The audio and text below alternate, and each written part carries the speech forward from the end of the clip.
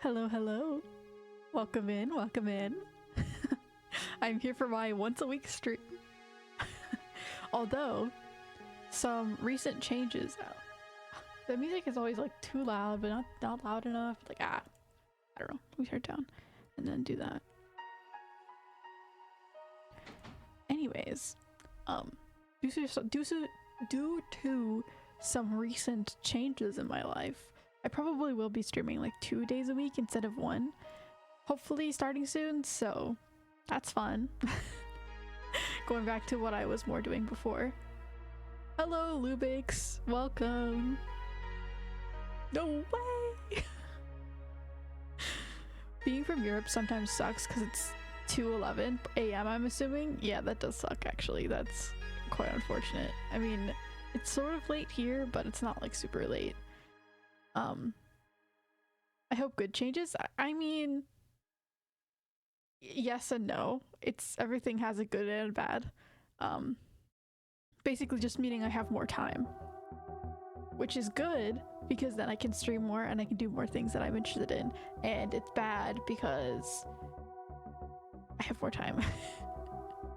But anyways, it doesn't really matter whatever. Just I'm hoping I can have the enough energy in my like in general to stream more and have more like desire to do it more. So hopefully that will happen. I don't like to say for sure because I'm not sure, but okay. Yeah, it's we'll see. It does suck that it's 2:11 a.m. is what I'm assuming that means. That is quite unfortunate. I do sometimes stream earlier, but maybe we will meet some more squids soon. What is that supposed to mean?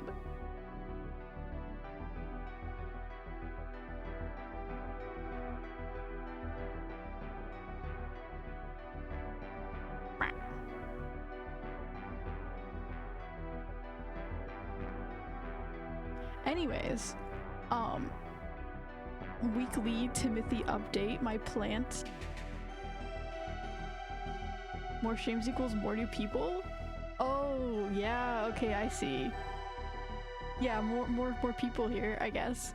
I mean, in terms of people like in chat, probably, yeah. it tends, I mean, obviously if you're not streaming, you're not gonna have people come here. If you are streaming, you're gonna have more people. It makes sense. So yeah. In terms of like doing collabs or anything like that, I don't know. I tried it once and now I'm scared. So it'll probably just be me. But anyways, Timothy is alive. I'm not. I'm currently drinking Mountain Dew, so I'm poisoning my little squid body. I wonder if Mountain Dew would be poisonous to squids or not. I don't know. I would imagine it probably would be, or at least not good for them. I would imagine most things are not good for squid. Like, you wouldn't want to feed a squid Mountain Dew. Or a sweet potato, you know?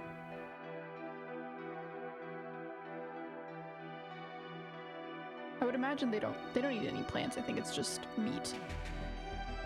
Wait, I saw something interesting the other day. You sometimes stream Zelda, like NES Zelda, or am I dumb? No, you're not dumb. Yes, I am.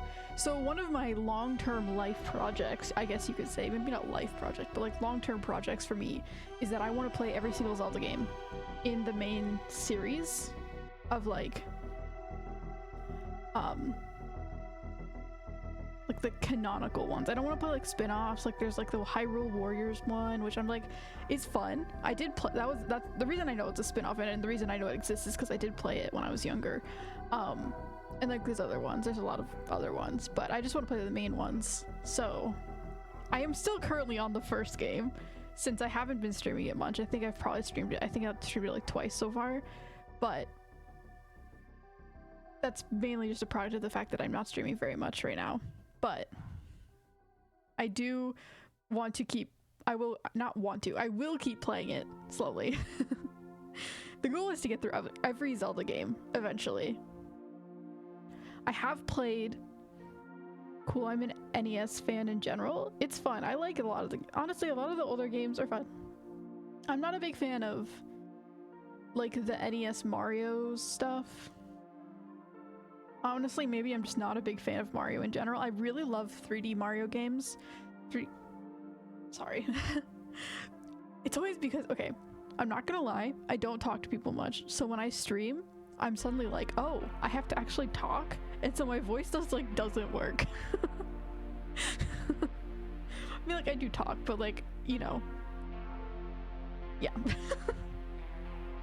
Anyways, I really like 3D Mario games. I'm not a big fan of 2D Mario games, so therefore I don't really like the NES like Mario games or anything like that. But I do enjoy some of the other ones. Oh, I like that. That's really cool for me. What is cool? That I'm gonna play Zelda, or just like that NES is cool in general? Because NES is cool. Yeah. I have played the first three Zelda games already. I did do this. I started doing this before I started streaming, and I played through the first three games, and then I think the fourth one is Ocarina of Time, and I got most of the way through Ocarina of Time, so that's how many I've played. I've also played Breath of the Wild and a good portion of Tears of the Kingdom, so I have played some of them before, but that's fine because they're Zelda games and I really like Zelda, so I am totally willing to replay them, and I'm going to because they're fun. NES Mario, I like it. I mean, I don't have any problem with it. I just personally find it boring because, I mean, I don't like the fact that you restart to the beginning. The one thing I do like about Zelda games, even the really oldest ones, like literally the first one, is you just never lose your progress fully. And I'm like, I'm not that hardcore where I can just restart every single time, personally. But it's fine. It's a fine game. I think I would have fun for a little bit, but then I would get frustrated by dying. I guess you just have to get good. I don't know how hard the games are. I haven't actually really played them. But if they're the difficulty level of like a normal Mario game nowadays, I think I could do it. actually never played through an entire Zelda game. I did play a good bit of Twilight Princess, and I watched a lot of videos about Zelda in general. I mean, yeah, actually, same. Well, no, not same. Well, now I have played through the first 3 games and finished them. But for a long time, I was always like, oh, I like Zelda, but I had only played Breath of the Wild, and I have never actually finished Breath of the Wild. I know what the ending looks like. I've seen it in videos and stuff, but I've never actually fought Ganon in Breath of the Wild or Tears of the Kingdom. I didn't finish Tears of the Kingdom either. Mainly because I decided that I was going to go back to the beginning of the Zelda series, and I wanted to stop playing right there so that when I do end up getting into it, at least the ending is somewhat of a surprise to me because I haven't seen it at all. But I have played most of it already. And I will do it again. And now there's the new, like, you play a Zelda game, which I think is canonical as far as I saw. So I will also be playing that. That's added to my list of things. Oh, yay. It's like a really long list. It's gonna take me years to get through it, especially at the rate that I'm going right now. It is concerning. So I guess I just have to stream more. Also, the music's a little loud now. I know nothing about Twilight Princess. I'm really excited for Twilight Princess because I know it's one of the darkest games in the series, and a lot of people like it. I think it's on the Wii. Yeah. And I've heard good things about it, so I'm excited. But I don't want to know anything about it. I'm just like, it's gonna be fun. I was also excited for Ocarina of Time. Ocarina of Time was fun. I haven't, like, it obviously has its flaws because it's old, but in general, it was the first out of the Zelda games that I've played so far. It was the first one that really felt like a Zelda game because it's 3D instead of 2D. Like, technically they're ones you could consider like 3D in a sense, but they're still technically 2D. I don't know. It was the first one that really felt like a Zelda game to me. I mean, the one before it, which is the one where you like are on the island and you have to like collect instruments, does also feel like that one also was one of the first ones that felt like a real Zelda game. I mean, they all do, but like the first 2, they're okay. They're really old, and they're just old, you know? So you can clearly tell they had good concepts going, but they were still trying to figure out how to make this game work. And then once you get to the 3rd game and the 4th game and whatever, after that it's like improving. I'm a little scared for Skyward Sword because I've heard mixed reviews about that one.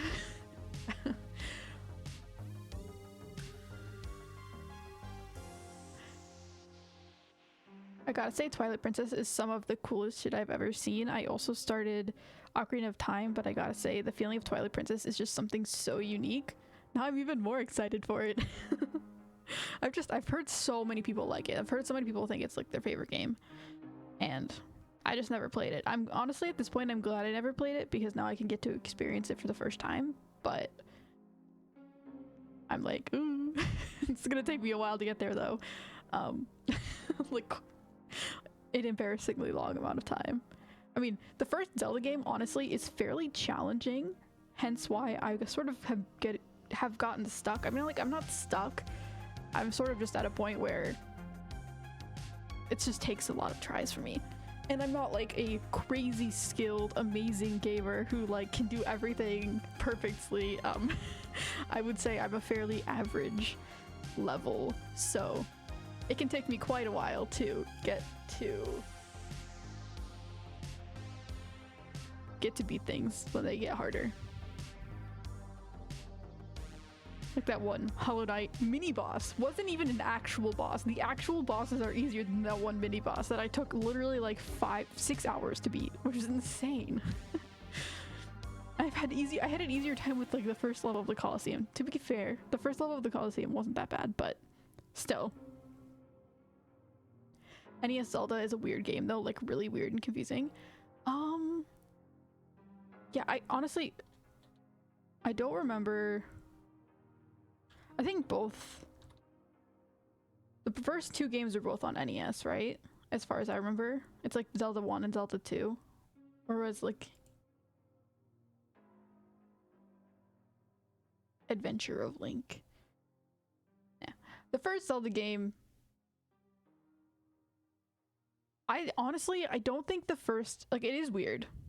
It is very clearly like bare bones. They didn't quite know what they were doing yet. They were just trying their best, which is fine.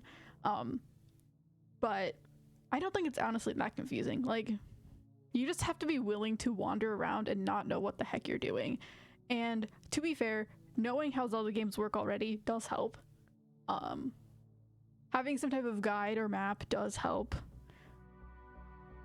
And there are a lot of secrets that you will never find in your life. Even if you search for them super hard, you will not find them unless you just look it up or like have someone who knows Zelda already. So yeah, it is not ideal. But I still think it's not bad enough where it's like awful to play it. Like, I would feel fine playing without a guide. I have been using a map, but it's definitely not necessary whatsoever. You will learn the map just by walking through it a lot too, which I have already started doing. I mean, the first time I played it, by the end I didn't need any type of map, but it's helpful at the beginning. And it's also just like, I just don't want to spend all of my time just wandering, not knowing where to go. So that's why I've been using a map, even though I don't think it's necessary.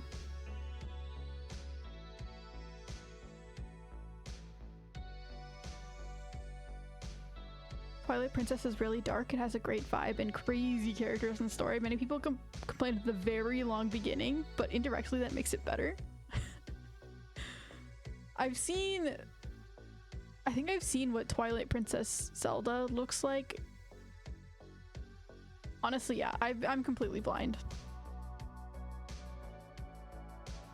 It sort of makes me think, though, that it's going to be sort of separate to the other Zelda games in that it'll have a lot of like new concepts or like different concepts than most of the other Zelda games, where it's introducing new characters. But I don't know. You can't see me shrugging my shoulders, but I am. If I could add that as a function to my model, that'd be so good. If I could like add my shoulders as something that could be tracked, that would be amazing. But I can't. At least I don't know how to, and I'm not gonna try to because that'd be really complicated. But it's not that long. Whatever. Yeah, I don't care if there's a long intro. I'm here to play the game. The game has a long intro. It's just part of the game, in my opinion. I mean, I don't know how long. It might be like there's the intro and then there's like the tutorial, which you could include in the intro. I mean, Skyrim has a long intro. It's like 5 minutes long or something. But that's like, it's not a bad thing, I don't think. I'm patient. I have patience. I can wait through an intro.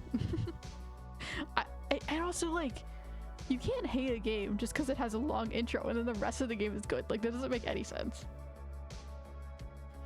You know how cool the game is? I played it as a kid and never made any progress, but the vibe alone made me want to play it years later, and I got it as a birthday present.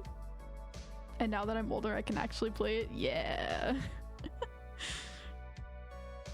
That is great. I don't know if there's been any games like that. I feel like as a kid,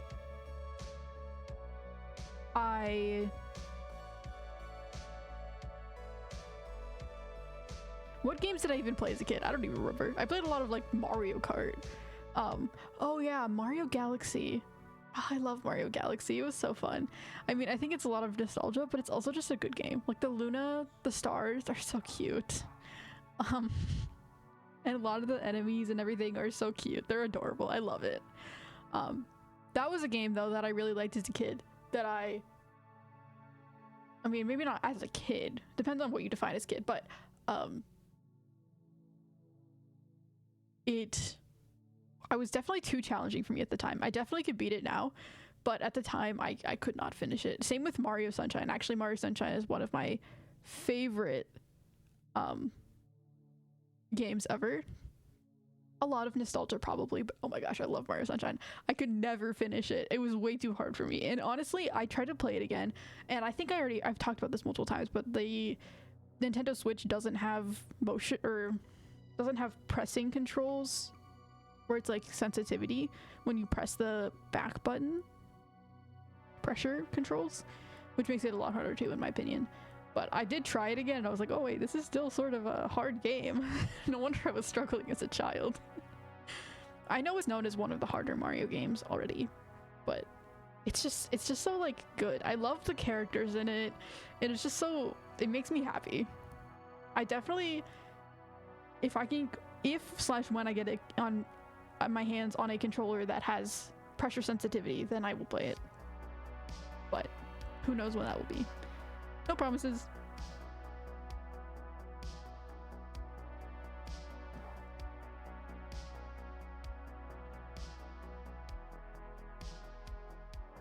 In Zelda 2 is yeah, people have opinions on Zelda 2. People either really, really love Zelda 2 or really, really hate Zelda 2. I did beat Zelda 2, but I couldn't beat it by itself. Like, I had to use save states. If I had to beat Zelda 2 without save states, I would quit. It's just, I'm not good enough, or I don't want to put in the amount of time that it takes to get good enough to beat it by, like, on its own. Once I started using save states, I mean, I got pretty much through the whole entire game. I think I was at like Death Mountain before I was like, okay, I quit. I can't do this anymore. I have to use save states. It's not worth it. I just want to move on. I'm done. But what was I gonna say?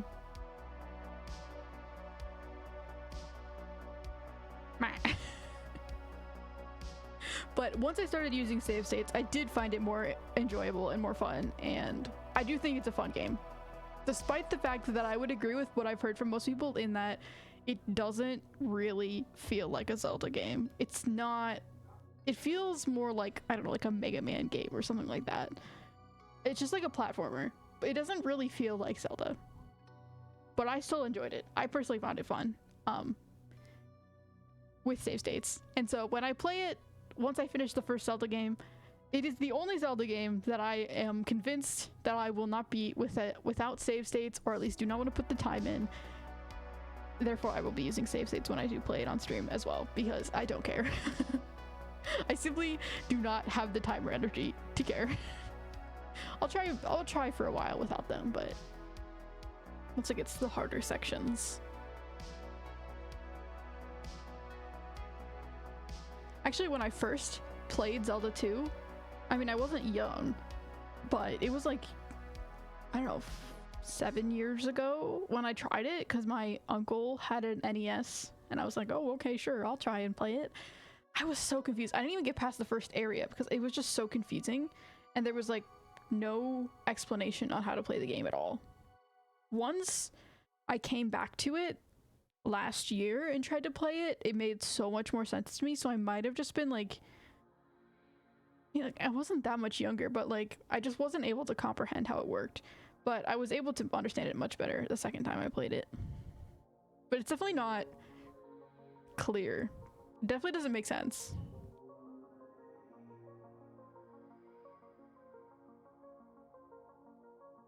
The concept of Zelda 1 is just great. The idea is cool. It isn't the best game at the moment, but special. That's how I would say it. Sorry, I'm writing too much. No, you're not. You're not writing too much. You are perfectly fine to write as much as you want. It might take me a bit to get to it, but you are perfectly fine. I enjoy conversing. If that is that not the whole point?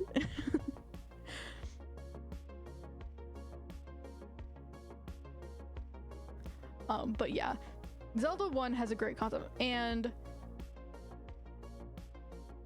I mean, it's obviously it's what the whole series is based off of. Like every single game since that, it's based off of the first one. But yeah, it was a good idea. That's all I can say. It's a good concept. And that is why they have done so well with it and continued to make better and better games with the concept. It just they didn't have the ability to execute the concept fully. I still don't think it's a bad game, honestly. Like, it's old, but it's not that bad. I will defend Zelda 1 to people because it's not that bad. It doesn't hold any special place in my heart because I didn't grow up playing NES games or anything like that. So it's not like special to me personally. I'd say the most special Zelda game is probably going to be Breath of the Wild, because that's just the first one I played. And a lot of people are like, oh my gosh, you never played Zelda until Breath of the Wild, or oh my gosh, that was your first game. But whatever. It also, Breath of the Wild has a lot of the concepts of games that I really, really enjoy, hence why I also like Genshin Impact or other open world games like that. So it's like one of, I would say it's pretty close to a perfect game for my type of like enjoyment. I mean, obviously I enjoy other types of games, but I personally just really love it. And Tears of the Kingdom was fun, but it's too similar to the first game, where it's not as great in my opinion. I was hoping they'd do more with it. It felt like a very extended DLC almost, you know? Just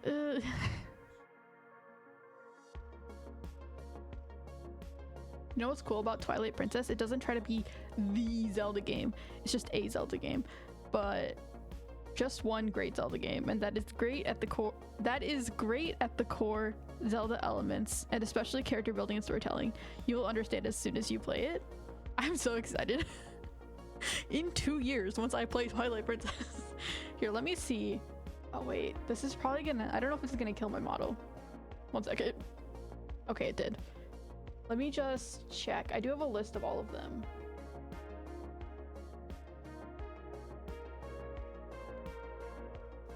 Okay. So it's the Legend of Zelda, which came out in 1986. Zelda 2. The Adventure of Link, 1987. A Link to the Past, 1991. Link's Away. Oh, Ocarina of Time is the 5th game, actually. I beat A Link to the Past, 1991. Link's Awakening, 1993. Ocarina of Time, 1998.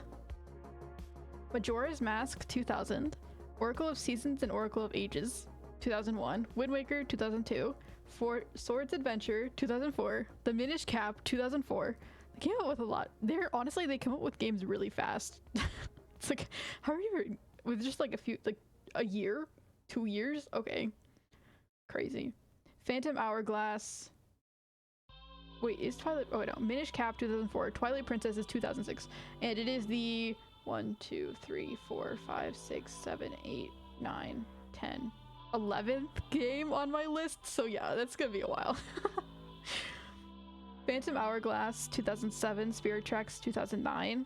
Spirit Tracks just sounds like a horse game in my opinion. I don't know anything about it, but if it's just Link riding a horse, that wouldn't surprise me. Skyward Sword 2011, A Link Between Worlds 2013, which I have played A Link Between Worlds. I haven't finished it, but I did play it. That was also one of the games that I played some, because my brother actually had it on his DS, 3DS, and so I just stole it from him and played some of it. Triforce Heroes 2015, Breath of the Wild 2017, which was, if I can do math, 7 years ago. Tears of the Kingdom 2023, and then Echoes of Wisdom 2024. Those are all the games on my list that I will be playing. Oh my. Let me recalibrate 1 second.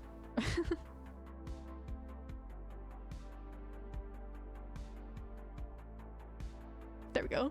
I'm refreshed. I'm renewed.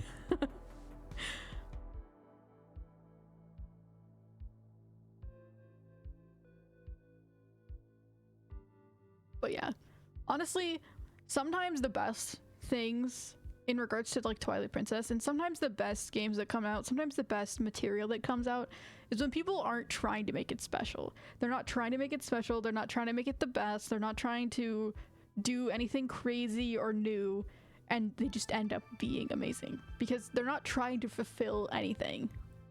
They're just trying to make something that they enjoy. And that is the best way to make content of any type, make music, make art, anything, is if you're just trying to make it for yourself, or at least something that you enjoy, because you will make it so much better. You'll put so much more effort into it if you actually care about it, and if you actually just want it to be good for yourself, or at least for just like the small amount of people. You're not trying to be like crazy the best person in the whole entire world. That's at least in my opinion. Because if you're just trying to be way, way, way too unique, you're gonna end up just being either like really confusing or convoluted or just like not good, you know? Okay, I need to rest my fingers. Calm. Peace. Listen to the peaceful music in the background. Breathe.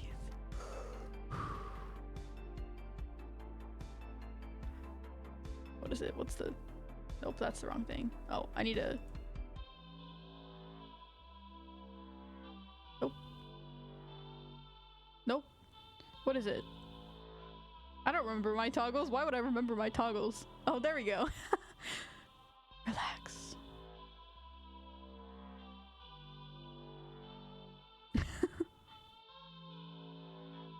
Okay, now how do I turn this off? There we go. Oh my. In Twilight Princess, you feel connected to the characters. They feel like living people in a way, not only as side characters that serve to guide you or tell you about game mechanics. See, that is really good. Because the first Zelda game, I mean, you are just Link. Period, end of story. There are literally not even characters. Like, I think the old man and the old woman are funny to me. Like, especially the guy and the only most important characters in Zelda, in the first Zelda game, are just Link, Ganon, and the first guy that gives you the sword. It's dangerous to go alone. It's dangerous to go alone. Here, take this. Peak. Beautiful. But yeah. And honestly, a lot of the Zelda games that I've played so far feel like that. I mean, the second Zelda game, very similar. No characters, really. The instrument one was good. That was the best one I would say that I've played so far with like story building. Ocarina of Time is good too. And it does have like good characters, but it's just, I don't know. I didn't really feel attached to any of the characters. I was just like, oh, they're characters. They're cool. But I'm not like, oh my gosh, I love this character so much. Or like, oh my gosh, no! So, I would definitely agree that, or not agree, but like say that maybe some of the upcoming Zelda games could use some more character development or like more just making you care more about the characters that are in it. Yo, my uncle had an NES too, and I bought one for myself last year, borrowing his for too long. That is great. I'm just playing off of my Switch because they have well, okay, I unfortunately have a Nintendo Online subscription, and with that you can also get NES games, so I just use that, and like I also use that Nintendo Online sometimes to play like Splatoon or whatever, but I hate that they have that now. Angry. Angry squid. Unhappy. But I do like the fact that you can get the NES games on the Switch, so I don't have to actually like have an NES, because I don't have an NES. And honestly, it might be easier to play on the Switch because you don't have to use a D-pad. Although most of the games, I would recommend just using the D-pad that's on there because it's too hard to play with a joystick. It's like weird sideways angles that mess you up. It's just not great. But I do know on the NES that I did play on with my uncle, who had an has an NES, but I never use his. The D-pad was really hard to press, and also like the controller is very hard to hold. It's very square. It just sort of like it doesn't feel right no matter how you're holding it. So I do think they have improved on ability to use the controllers without hurting your hands. Although I know how everyone feels about the Switch controllers and how they're just like, they're not great, but I would still say they're better than the NES control. Well, maybe they're better in that they're better to hold. They're not better in that they will break very easily, where I feel like the NES controllers are probably very sturdy and very hard to break. I will drink Mountain Dew.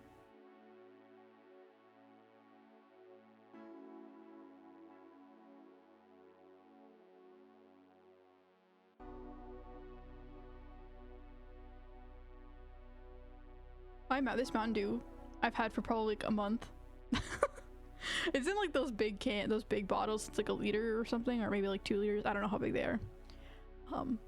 It's not carbonated at all anymore. It's very sad Mountain Dew. But at this point, I'm just like, I have to drink it all.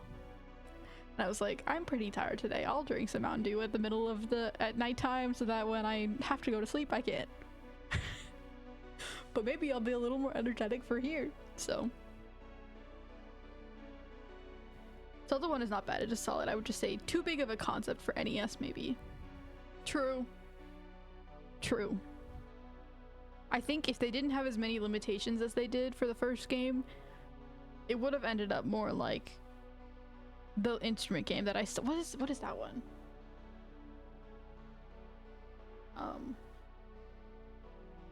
Link's Awakening or A Link to the Past? No, A Link to the Past. A Link to the Past is basically the same concept as A Link Between Worlds. It's just like the older one. Link's Awakening, I think, is the one with the instruments. So Link's Awakening. Okay, there we go. Sorry, it takes a bit to like redetect my face. My squid face. Ooh. I think if they had the stuff that they did for Link's Awakening for the first Zelda game, they could have made it really good. Or like a lot better, at least. I still think it could have been just made better. I think the NES still could have supported more than they did in the game. Like maybe like just a little more railroading. Like I know a lot of people don't like more modern games because they're very railroady and they just like tell you what to do. But it could have used a little bit of instructions, in my opinion. I think with just a little bit of instruction and maybe a little bit of dialogue and stuff, it could have been so good. Like way, way, way better. Just a little bit. That's all that it really needs, in my opinion. And maybe like a slightly easier way to find secrets that are hidden, because those are you're just never going to find unless you have a friend that played it and found it, or you're just very lucky, or you just have a bajillion hours. I mean, if you're a kid and you're playing it, you're gonna have a lot of time to just do whatever you want and just so still I think that is the only improvements I would really say it needs. It's just dialogue and slightly better ability to find things. The dungeons are fine. The dungeons are easy enough to stumble upon. It's a small enough map where you'll find them eventually if you just walk around and explore. So I don't have any problem with those. I mean, yeah. I don't know. I'd personally start with the games I'm most motivated for. I think that way you make more progress. It's less than I'm not motivated for it in that I just don't stream enough to play it a lot. Personally, I would say, I mean, I'm probably most motivated for Ocarina of Time, which I already played, but I'm gonna play again. Twilight Princess, and there's one more. Oh yeah, Wind Waker seems really cool to me. We'll see. Some people like Wind Waker, some people don't. I don't really know that. I've heard more mixed opinions than things about like Twilight Princess. To be fair, I also don't know much about that game. I just know you play music. You go on a little raft thing. That's pretty much it. I haven't heard as many amazing reviews as for Wind Waker as for like Twilight Princess. So I still really want to play it.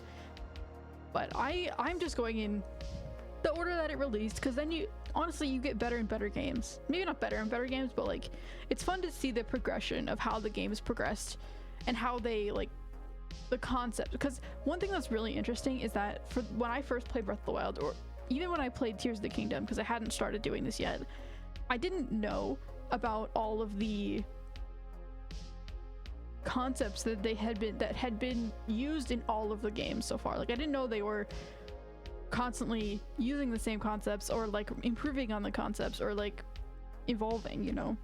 I didn't know anything about Zelda at all. So it's interesting to go back to the first game, or the second game, or the third game, and see almost their thought process of like how these things evolved throughout time. So I personally think that's really interesting, and I am honestly motivated to play all of them. I mean, not knowing much about any of them makes me think all of them are cool. And once I start them, I might be like, oh wait, this game actually sort of sucks. But For now, in my little rosy world bubble, I think they're all gonna be fun.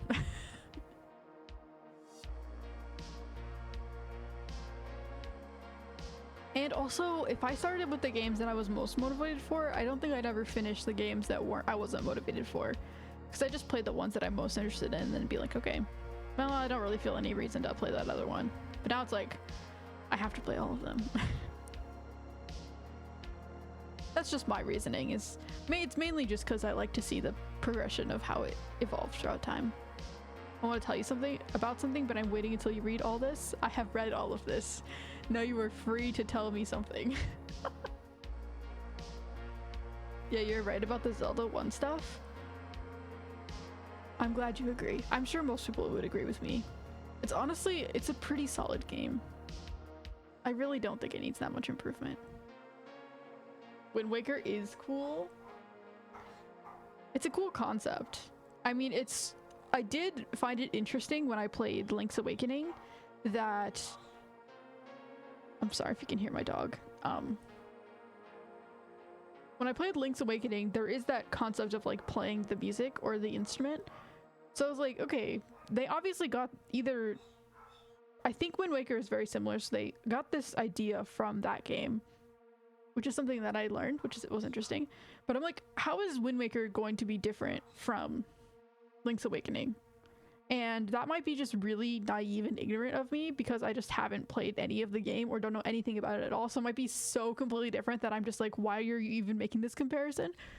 But I am curious to see how it's different. I mean, obviously I know it's like 3D and I know it's like Toon Link or small baby Link. Or maybe not baby Link, but like small Link. So that's fun. That's something different. It is 3D. Anyways, I've been talking for 45 minutes and I am supposed to be playing Hollow Knight, so I'm gonna start up Hollow Knight and we can keep talking, but can at least start the game. Maybe get a little bit of progress, do something in the game before I end up leaving.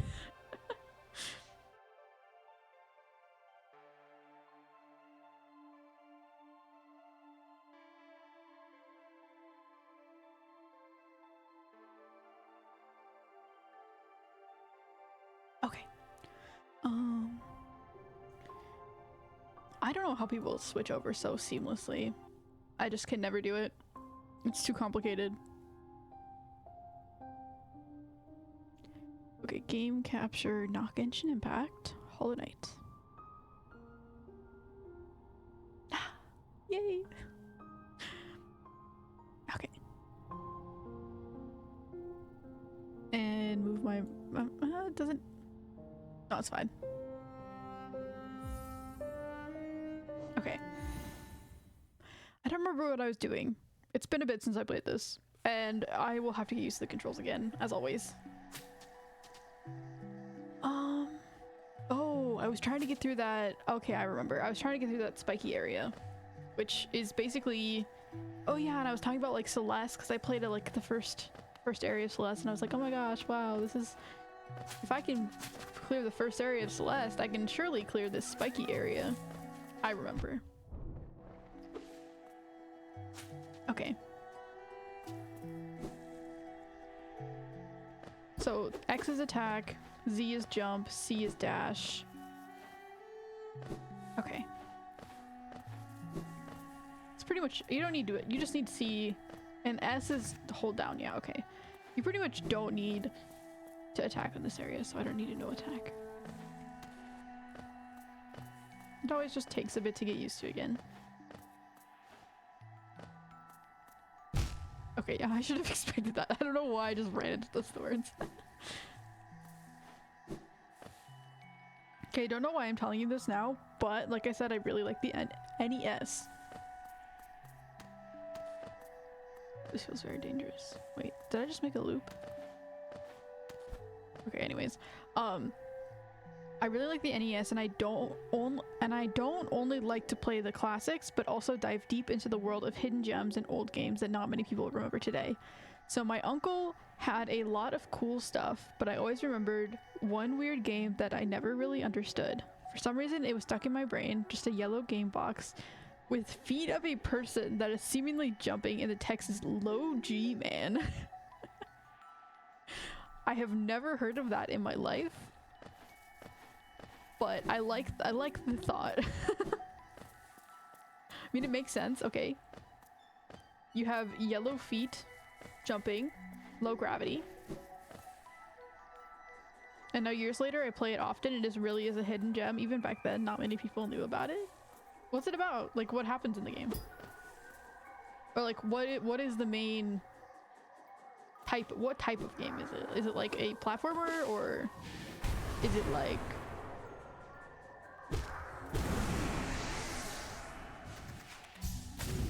The concept is so cool.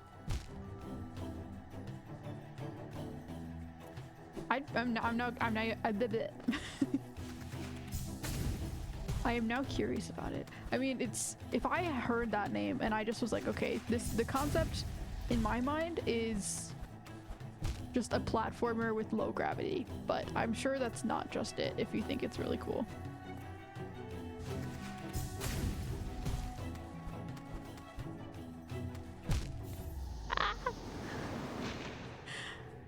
I'm sort of, wait, let me look it up. I'm sort of curious now. You have opened a new thing. Low G-Man.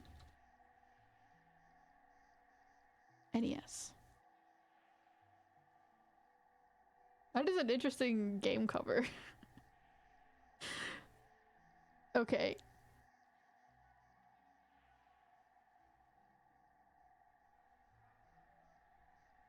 But please let me explain. Okay. I will let you explain. Okay, it is a platformer.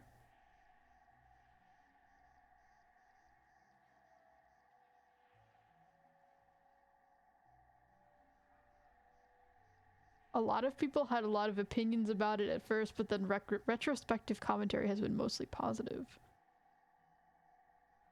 Interesting. I will stop looking at it. I will let you explain.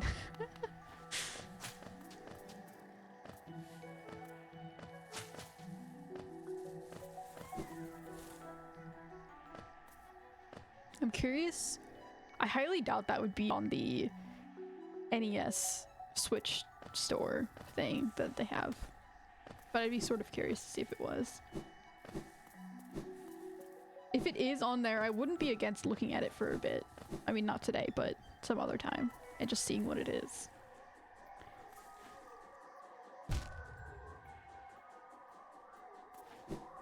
Yikes. Oh my. Back to this again.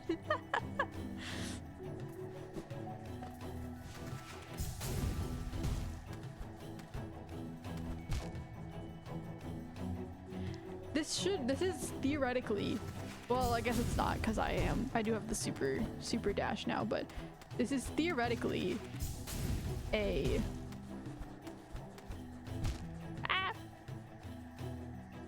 easier section.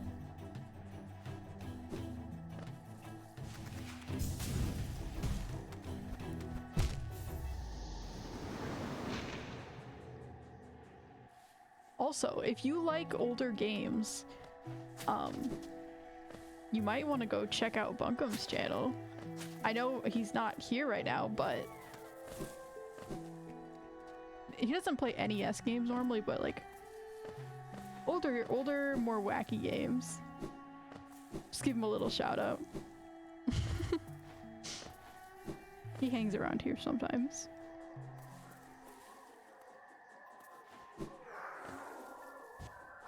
Ah!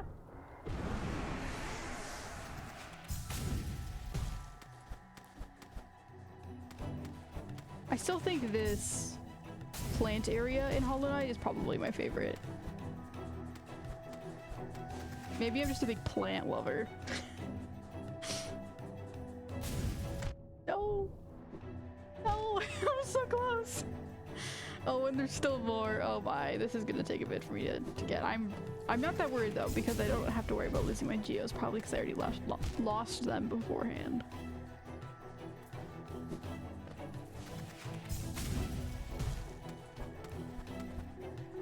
The plants here just really remind me of wash paintings. I know I've said that before, but they're just so beautiful. How do I do that? Like, how do I time it? I guess maybe you have to slide down more and like go in between them? Maybe?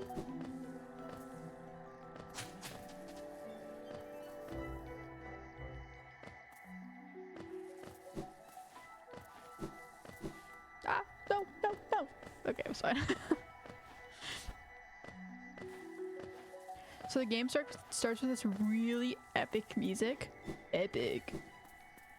And a text that basically says there is a futuristic world with machines and skyscrapers and beautiful sunsets. Okay. Great.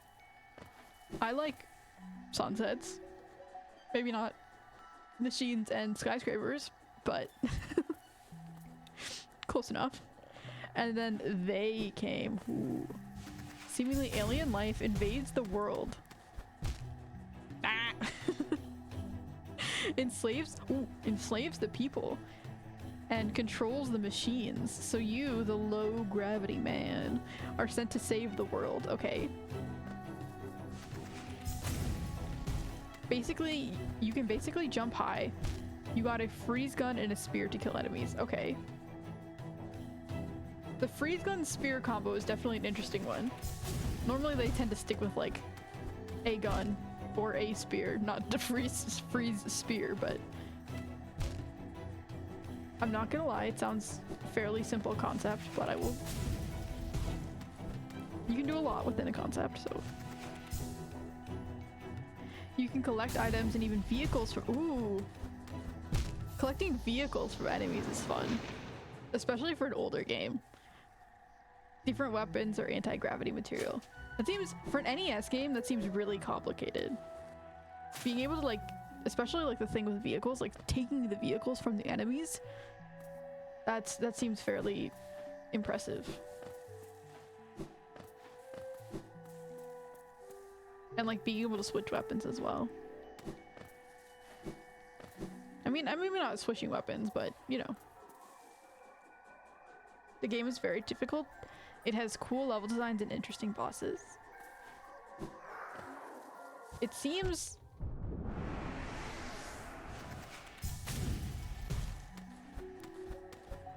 From just hearing it, it doesn't seem that interesting, I'm gonna be honest. But I also know that you really can't judge a game just by the very basic parts of it.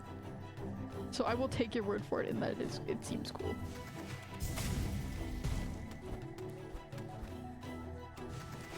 But I also have to keep in mind with every NES game.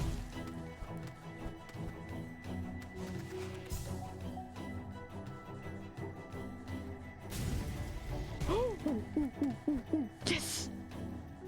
Okay, and then C to dash. No! Okay, no. Okay, I have 2 lives.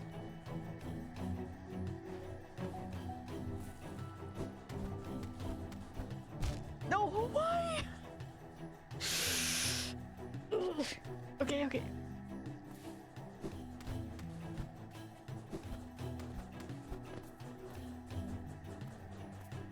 What? Why?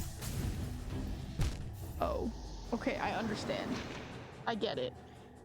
That is such a rough area though. So you have to do the parkour stuff, and then you have to unpracticed do the downward jump on them. That is pretty rough. Okay. I just like how deep the game feels, the little backstory and stuff. It has a lot of room for interpretation. The alien stuff is definitely interesting. I can always enjoy a good aliens take over stuff story. I can see a lot of room for like more psychological things, or like making you question the world. I don't know what it's like, but I can see the potential for that. No! The music also, well, okay. Good music. See, I've never played a Sonic game in my life, but I love the Sonic Mania music. And have considered playing Sonic Mania simply because the music is good. So, good music does a lot for a game.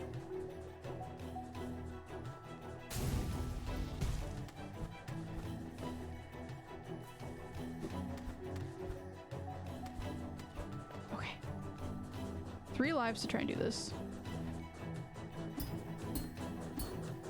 No, no. There's still more. Please. Just spare me. What is this? This is insane! I'm not good enough at platforming for this. Well, if you are not willing to suffer, the game is not for you. I am willing to suffer. I will say I did make it through most of Zelda 2 without save states. But that's probably a game where I would get partway through it and then quit.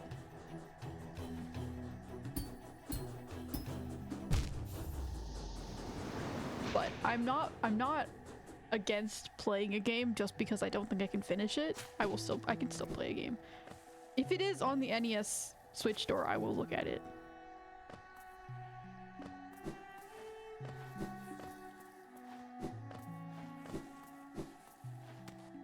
Sorry, I don't want to seem negative of like a game that you like, because I know that feels bad to be like, oh no, someone doesn't like my game. I also haven't played it, but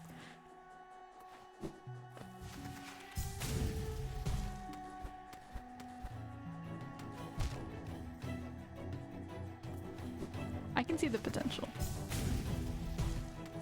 Because every time I make it through a level, I feel such a high amount of relief. Okay, that's fair. See, that is, I mean, as long as it saves your progress. I can totally understand this is really, really hard and it takes me a long time to get through it and I'm suffering a lot, but once you finally make it through it, it's super satisfying.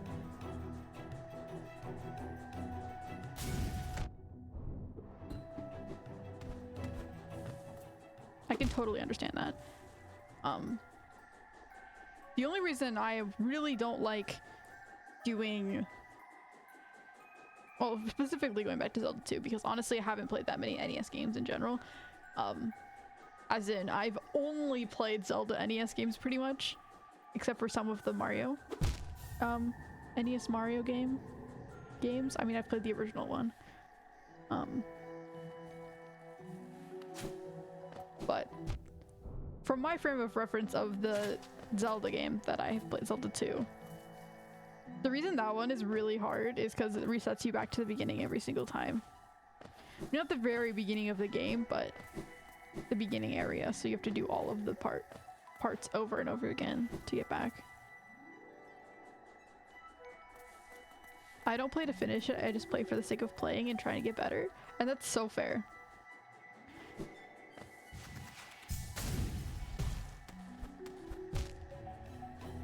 I believe in you. I mean, I don't know if you finished it before, but I believe in you to finish it if you haven't. If you have, congrats.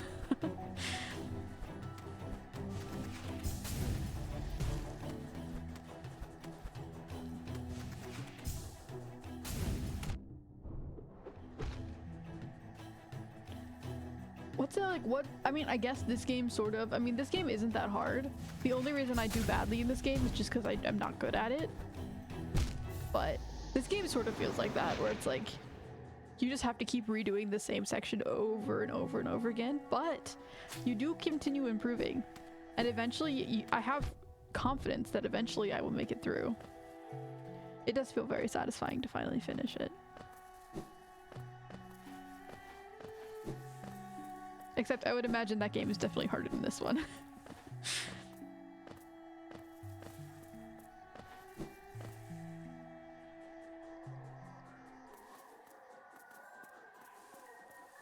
And I get that it might not sound that interesting, which also might be because I have this image and feeling in my head since I was a little kid.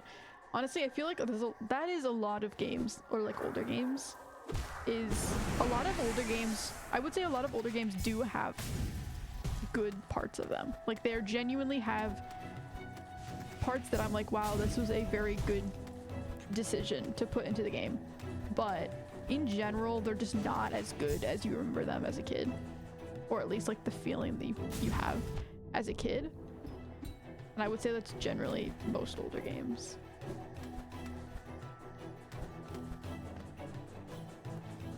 So like, I get that.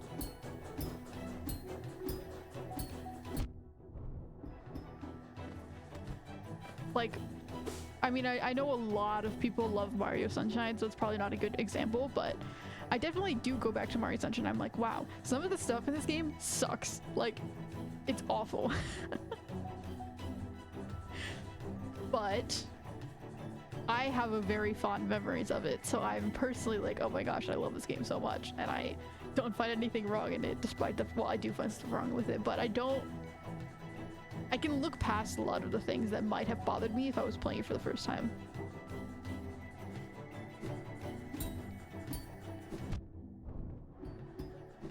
Ah! Oh, I think that's the end right there, and if it's not the end, ah!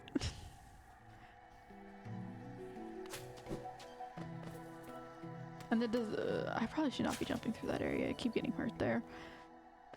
The design and stuff, it feels so unique. It's like Star Wars. What I mean by that is that you just get a certain vibe just by looking at the designs of Star Wars. I would say that.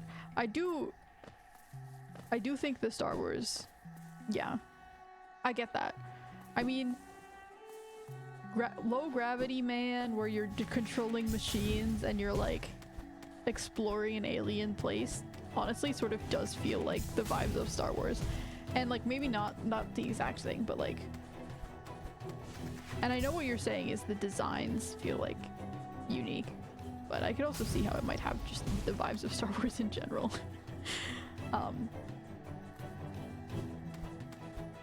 But yeah, it is impressive to get to a level of design where things are just instantly recognizable, but like this comes from this series, or this comes from this thing.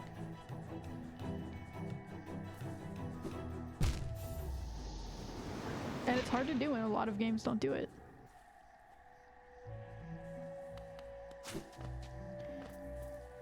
Now, personally, I might be called having bad taste, but I'm personally not a fan of Star Wars. Like, I can see what it does, a lot of the things that it does right, and I can see the potential in it. I just personally don't like it.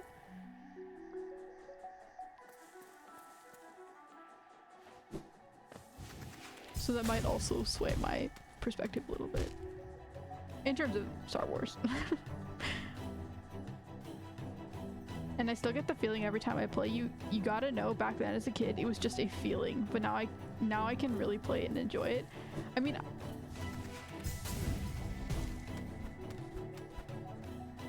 I get it. It's hard to put into words. I do get it though. One game that's probably the most like nostalgia blind, I haven't played it since, and I'm sure it's a bad game. And I've mentioned it here before, but Penguins of Madagascar game on the Leapfrog. Now that is a game that I thoroughly enjoyed as a child. That I am Ooh, what happened here? Are you okay? Okay then. I thoroughly enjoyed as a child that I am 100% certain that if I were to go back and play it now, I would not, it would be a bad game. So I totally get the whole like nostalgia makes things better. It just genuinely is not probably a good game.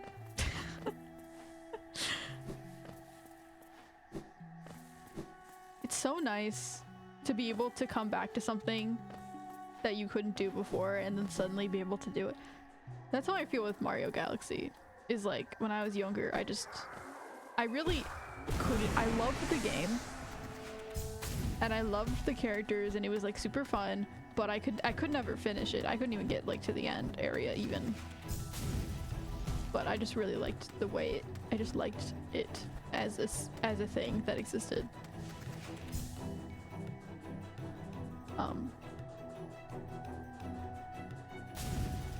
I don't know what I was trying to make with that point, but oh yeah, it's really satisfying to come back and like suddenly be able to do something that you weren't able to do when you were younger. Like, oh my gosh, wait, I have actually you can see the improvement, or like you can see the fact that you're now older and able to actually do these things and fully enjoy what you previously weren't able to. That's the way I feel about a lot of like movies and stuff that you watch when you're younger, and then you go back and watch it again, you're like, wow, I see so much more of this game than I ever did when I was younger. Wait, no, don't do that, don't do that. No, okay, wait. So jump, jump, sprint.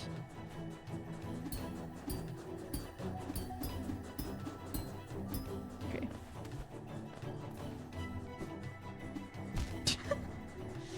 Okay. Okay.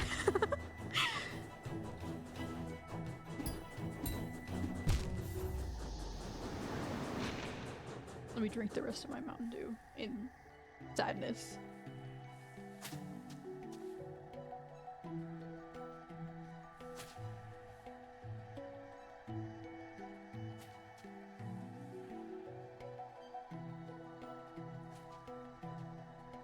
I would say that Low G Man doesn't have a super unique design, but you always get a feeling just by looking at it and hearing the music. I mean, from what I saw when I looked it up for like 5 seconds, I would agree with that. It does look very... I don't have a specific name for like the design style, but I definitely like it's very a recognizable style that I have seen before, but like it's definitely its own like little genre of art.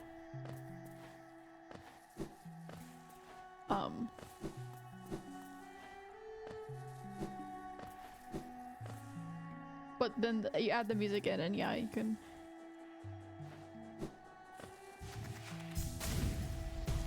Honestly, music is so important.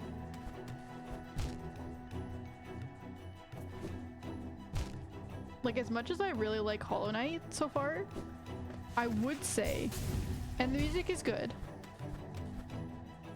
and I do enjoy the music, and I think it works well with the game, but I would say a lot of the music in this game is not that impressive. Which is fine, it doesn't have to be, but it definitely makes it a little bit less recognizable. And obviously it's Hollow Knight, you're gonna recognize it, but that is one thing that maybe it could improve on. Or maybe not, I don't know.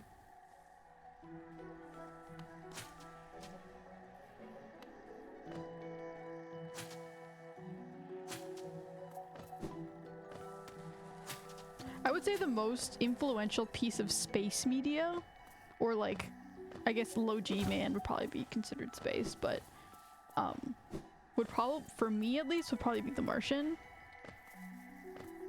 I watched the movie, it's a very, very popular movie, but I've also read the book. I mean,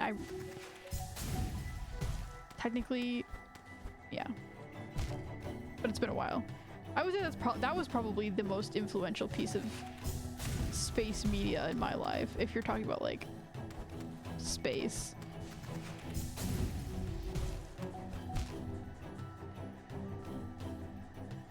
I don't even want to judge you for saying that you don't like Star Wars. I have a question in mind that I don't know if you can answer it. What part of Star Wars? Also, I don't know how much you know about it. I've seen all of the Star Wars movies, I think, because speaking of my uncle who has the NES, he also really likes Star Wars. So I have seen all of the Star Wars, at least most of them. I don't think I've seen like maybe the most recent ones, but I've seen all the main ones. What do I not like about Star Wars? I would say, I mean, personally, I'm not that interested in like really big ships. Like, they're fine. I do think the like lightsaber fighting is cool. I do enjoy that. I find that enjoyable. It just like, I think it's another one of those things where it's older, and when it came out, it was, I've heard from everyone who's seen it in theaters when it first came out, like, oh my gosh, that was an amazing movie to see in theaters. It was so cool, and like all of the new technology that they had in it, and all of the like CGI and stuff like that. So I think partially it's blinded by people's nostalgia, but I also think it is cool. I mean, especially the older ones, but I do think that's part of it, is why a lot of people like it. I do think the music in Star Wars is amazing. I definitely will not hate on the music at all in Star Wars. It is amazing, very iconic, great, beautiful, 10 out of 10, great music. Can't ever hate on that. But I will say things like the CGI, whatever. I mean, like, I can look past it, but I don't know what I don't like about Star Wars. I don't dislike it. I will say that. I don't dislike Star Wars. I'm just not interested in it. And I don't know why I'm not interested in it.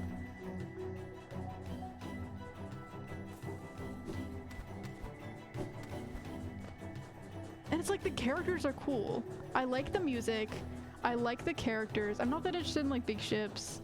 The whole like space thing is like, I like space actually. When I was a child, there's like, you hear like, oh, it's the dinosaur people or the space people.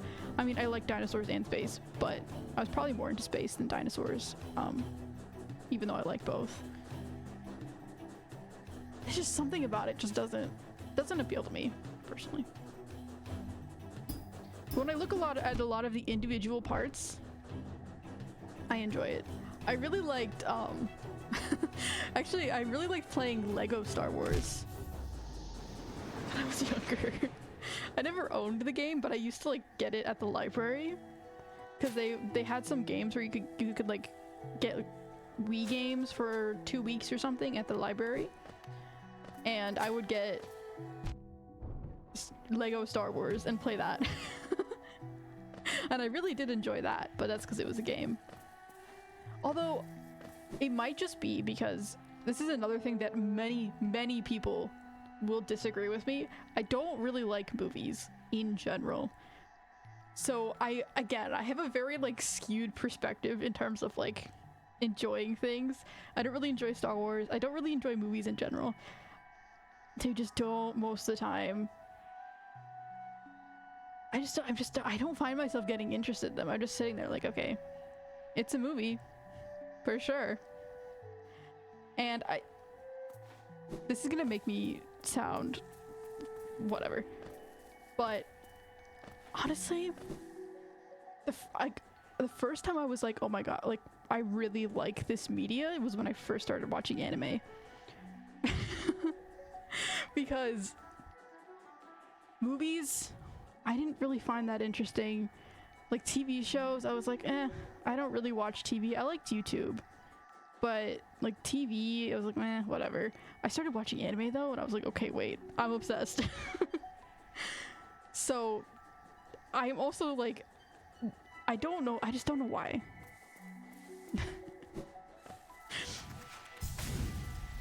I can objectively look at movies and see that they're cool.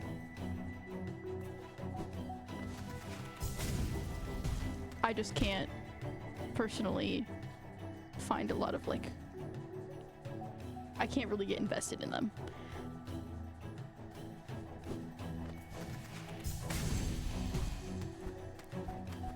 So I would say that's probably a lot of it as well, unfortunately. Hence why you name a lot of the most popular movies. I mean, I know you're from Germany probably, or you speak German at least, or you're from Germany. I don't know how different the movies are there, but at least a lot of the popular movies in America, I haven't seen. Because I'm just like, okay. And like when I do see them, I'm just like, meh. So.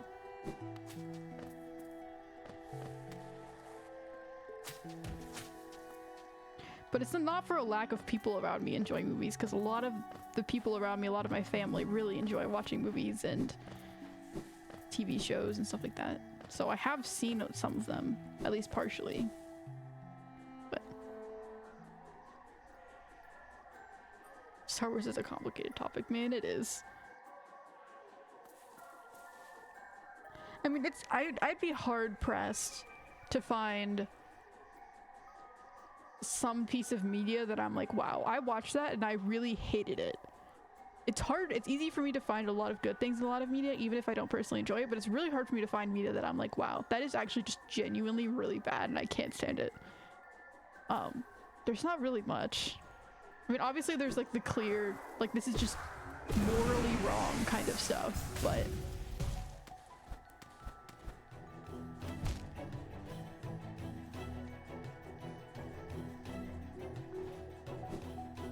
I will say, maybe not, I didn't dislike it. I see, you know, actually,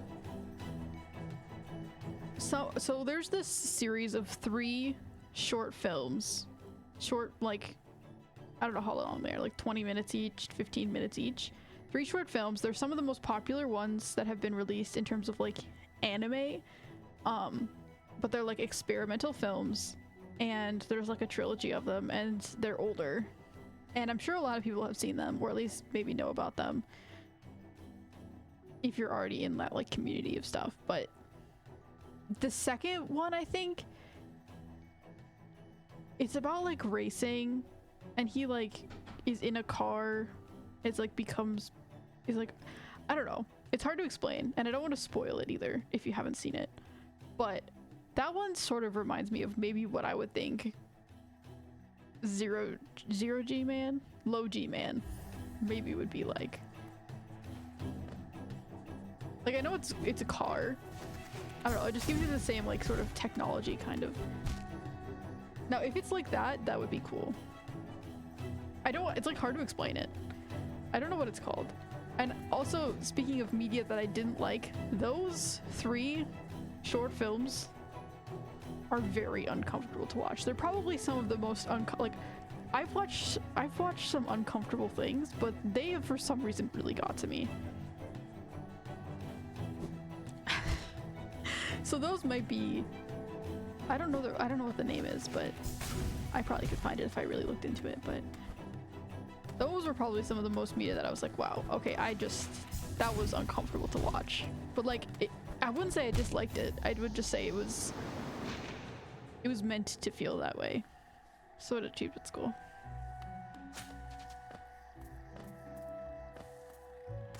I don't know. I'm not eloquent. I'm not good at explaining myself. So I hope I at least got some of the message across that I was trying to. Twilight Princess also doesn't have the big banger tracks, if I remember correctly, but is really atmospheric. And like I said before, you don't need to have crazy impressive things to make a good piece of media, a good game. Like, it definitely helps. And it makes it much more recognizable and crazy, but it's not necessary. And I think if you're purposefully trying to make it the most unique game ever, then it might just end up being bad. So I don't think that's a bad thing, but in terms of things like Star Wars, it really does help.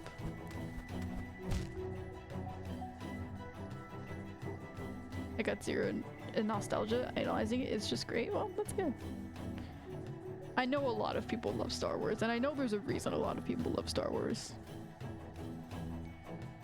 Lego Star Wars was so sick, man. You can be glad I am not any other hardcore Star Wars fan. If there's by the way, hello, les pouilles et dans la boîte. What? Hey. Honestly, yeah. I'm sorry to any hardcore Star Wars fans that happen to be here. If you're gonna hate me for not liking Star Wars, then don't be here, basically, is my opinion. Like, sorry. Go find someone who likes Star Wars.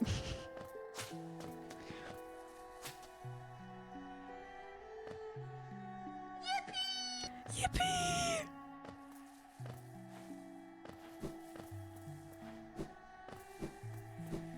But I'm not against hearing people out. Like, I might not like it, but I'm willing to hear the opinions of like why it is a good piece of good movie, good series of movies.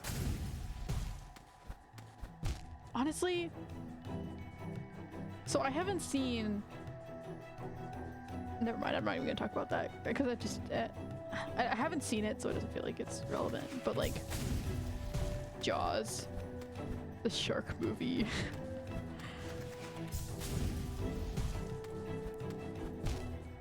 I think it's the same composer who made the music in Jaws and in Star Wars.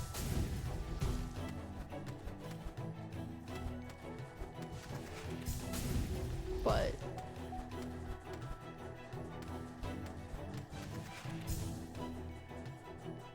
I was trying to make a point and I'm just like, I don't know.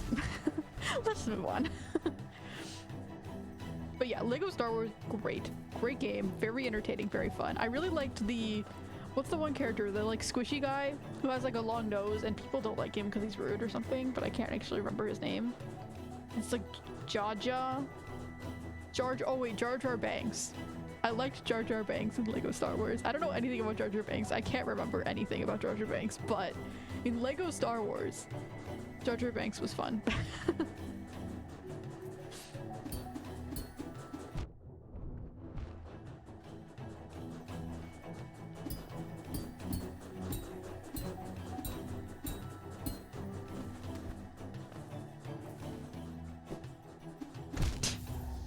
Oh my, just gonna be here all day.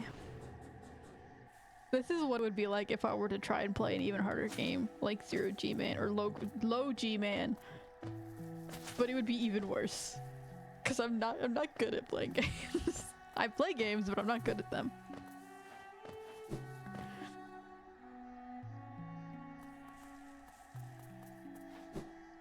They would completely destroy me. Oh, I'm sure they would. Or just get so angry that they would leave. Either way. Okay, that hurts my feelings as a complete movie lover and someone who is into filmmaking, but at the same time I totally understand it. I think okay. I don't dislike filmmaking because filmmaking I feel like is separate from movies, if that even makes any sense whatsoever. Like filmmaking applies to every single type of video that people will make. So I don't dislike, I mean, I don't dislike movies, but I don't dislike filmmaking. I think, to mention anime again, I think a lot of the same concepts of filmmaking, I mean, obviously it's different, but a lot of the concepts that aren't related to actual video, but like more like shots and stuff like that, and like even just like different color palettes or anything like that, does also apply to that, so I can definitely find the interest in there too.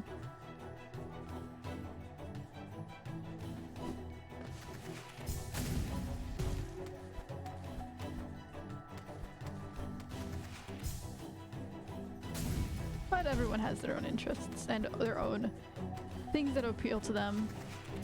I find it really interesting how different people are sometimes.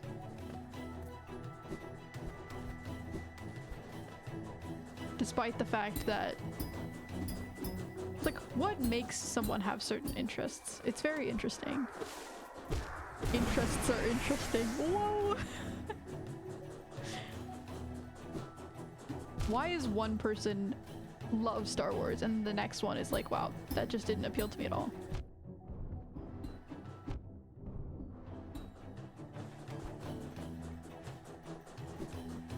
It's very, very curious. I'm not a psychologist, and I know that is a very debated upon topic in psychology, but I would love to move on to the next section of this game, and I totally could. I could just leave this area and not do this, but at this point, I'm committed.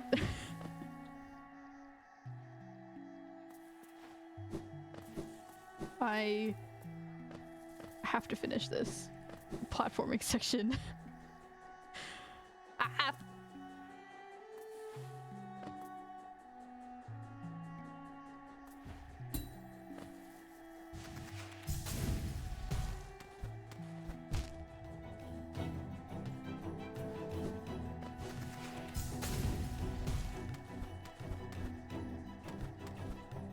No. See, that part, I don't know why I keep like, I guess I'm just not pressing Z maybe, but for some reason I keep missing like the wall. I really need to maybe focus a bit more and stop talking, stop chatting. Just get past this area. No. That enemy hop is rough because it's like slightly too, they're slightly too far apart where it's like hard. Maybe I should dash when I do that. I don't know. So I don't have to jump as many times, possibly. I'll try it. I don't hate you because you don't like Star Wars. I can completely accept your opinion. I just got something deep inside me that wants to really explain why some stuff I like is great or defend it, to the point where some people think I don't accept opinions. That's why I am just not going deeper into it, because I do accept opinions. You're fine.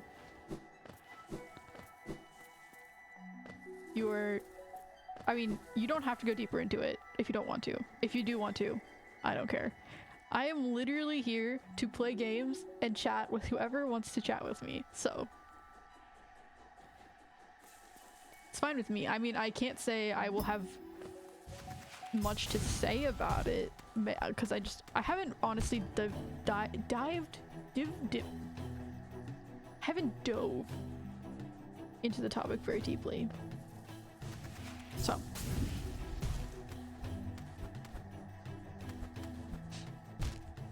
honestly, I have said this before as well, but I'm so tired of people where like, if you don't say the exact same things as me, we can never talk and I'm gonna pick apart every single thing you say and blah blah blah.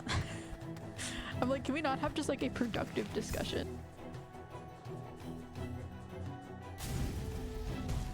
And I don't feel like you're doing that. I mean, I know you said you're not getting deeper into it, but I don't feel like that's not a problem. I think the interest in human beings comes from the fact that we all have different interests and different opinions on things, and then we can discuss that. And maybe change people's opinions, or just get a deeper understanding of things as we get older and learn more about the world. Sometimes I just sometimes feel too obsessed with the idea of convincing people into liking what I like and making them see what I see. Which is like, yeah, that can be a little bit bad to do sometimes if you like need them to see what you see.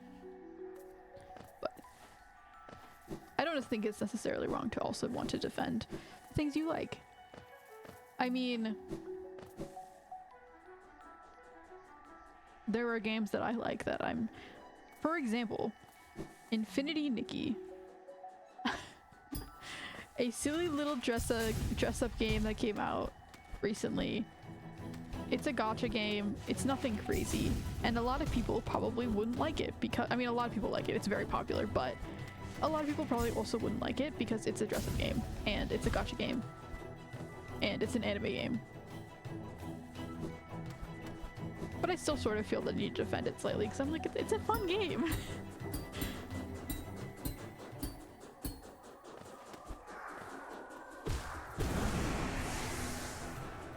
I feel like I'm just repeating myself, but no. Okay, but I have 4 lives this time. Okay, focus.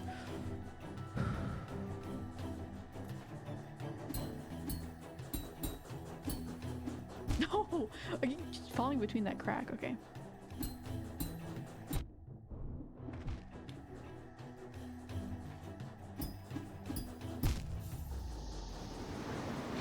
Actually impossible. Actually impossible game.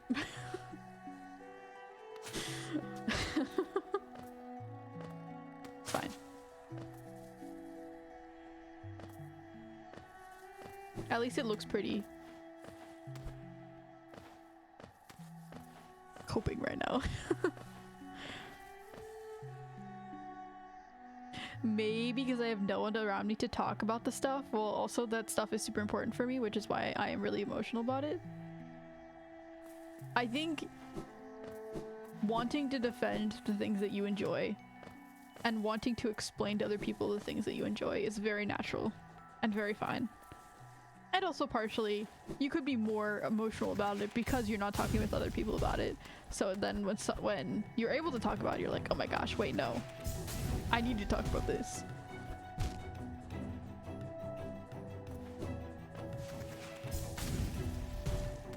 But there's a reason why people are always trying to defend their friends and defend their family and defend their whatever they're trying to defend.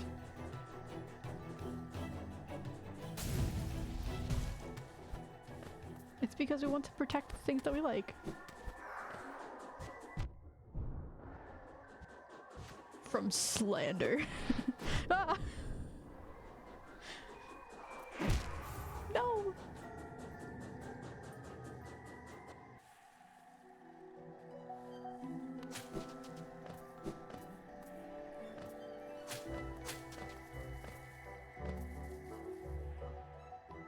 I know when I was younger, when I was also still on the internet as I am now, but when I was younger, I was a lot more like that for sure.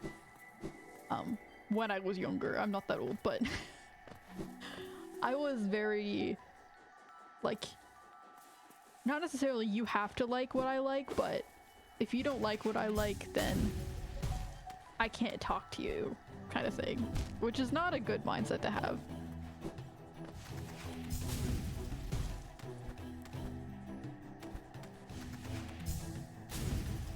But I get it. I definitely was more toxic. Let's just say that. No.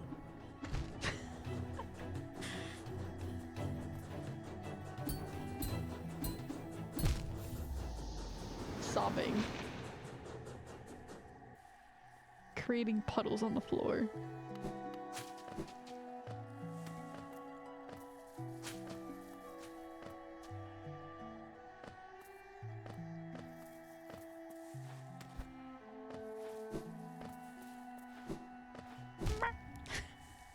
I need water.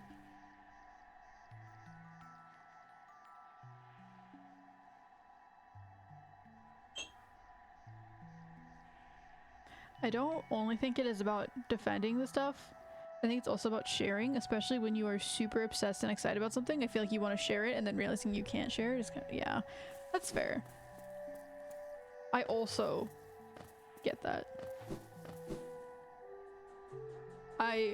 I would say generally, what's nice about streaming, at least for me, is that a lot of the things that I don't really get to talk about with anyone, now I can just like say out into the world. And you know what? Not many people care, but that's fine because it's like I have interests. I'm currently learning Japanese. I am currently like I like watching anime. I like playing Hollow Knight. I like doing all of these little things and like nobody around me. I mean, I should talk to people more. I should find more people in real life that are interested in the same things as me, but nobody around me is like super interested in the things that I am. And so it's nice to be able to just talk out and just talk about the things that you enjoy. And it does suck when you're talking to somebody and you're like, oh my gosh, yeah, I just experienced this new thing, and then they're like, oh, I hated that. And you're just like, oh.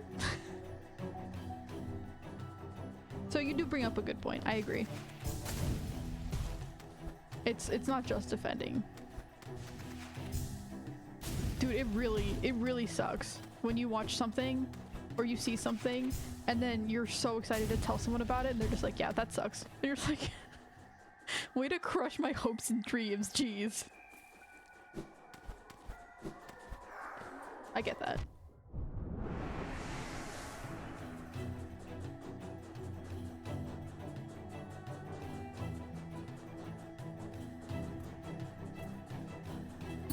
That's why I also think it's important to find multiple friends,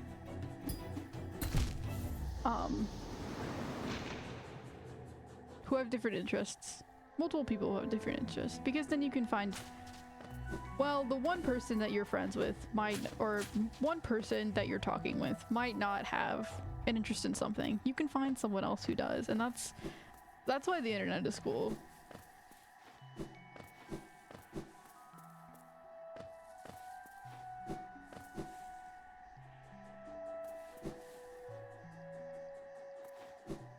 But it is impossible to find someone who shares the exact same interests as you completely.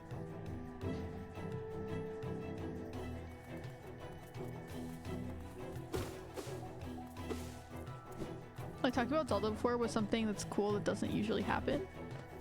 True. I mean, I would say a lot of people like Zelda. I would say there's probably not. I mean, I'm sure there is, but I'm not just sure there is. I'm 100% certain there is people who like the older games. But I would say in general, probably a lot of people aren't going to be playing the older games or haven't played the older games. Which is fine.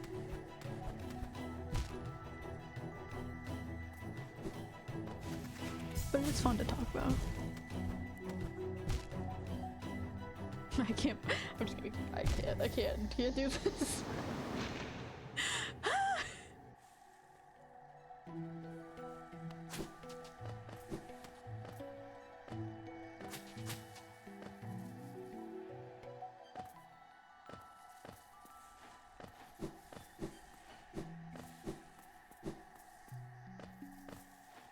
It is fun when I have other people come in here who are also interested in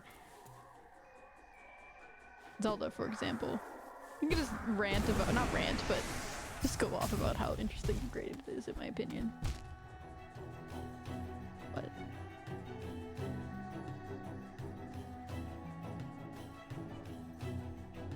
that's really why streams can be cool. That's why the internet is cool. I think streaming is great, honestly.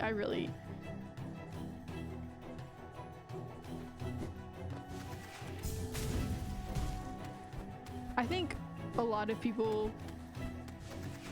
have come to form a sort of negative opinion about the internet to an extent. And I get it. They're right. Especially, honestly, TikTok is really bad, honestly. I almost can't even stand TikTok anymore. It's just, the opinions on there are so polarized. I can't stand them. No one has any ability to like use their brain for 5 seconds. But I think a lot of people forget how cool the internet is. Because I just imagine you lived 200 years ago, right? And you're really interested in, I don't know, what would you be interested in 200 years ago?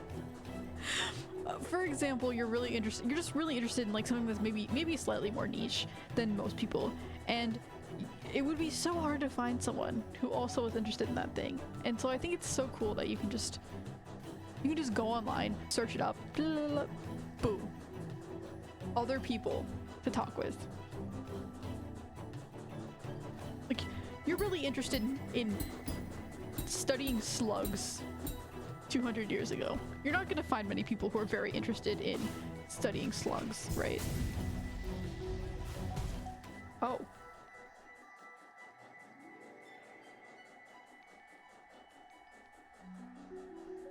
Okay. Hello? I did not know I could do that. Okay, this is definitely just like a return passage. That's good to know.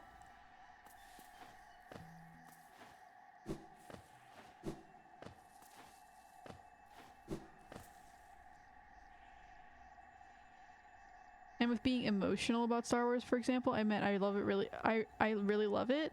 So if stuff appears that completely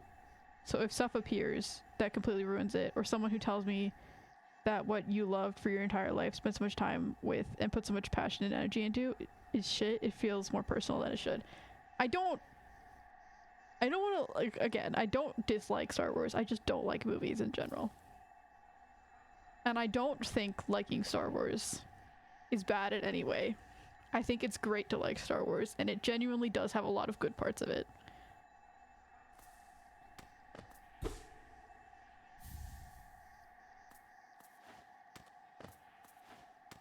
That's why I want to stress, like, it's just my personal opinion, but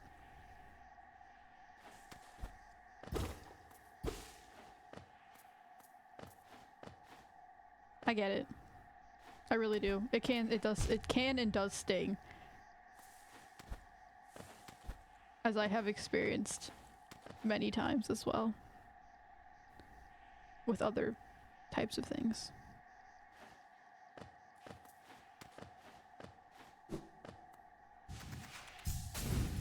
Ah! No! Okay.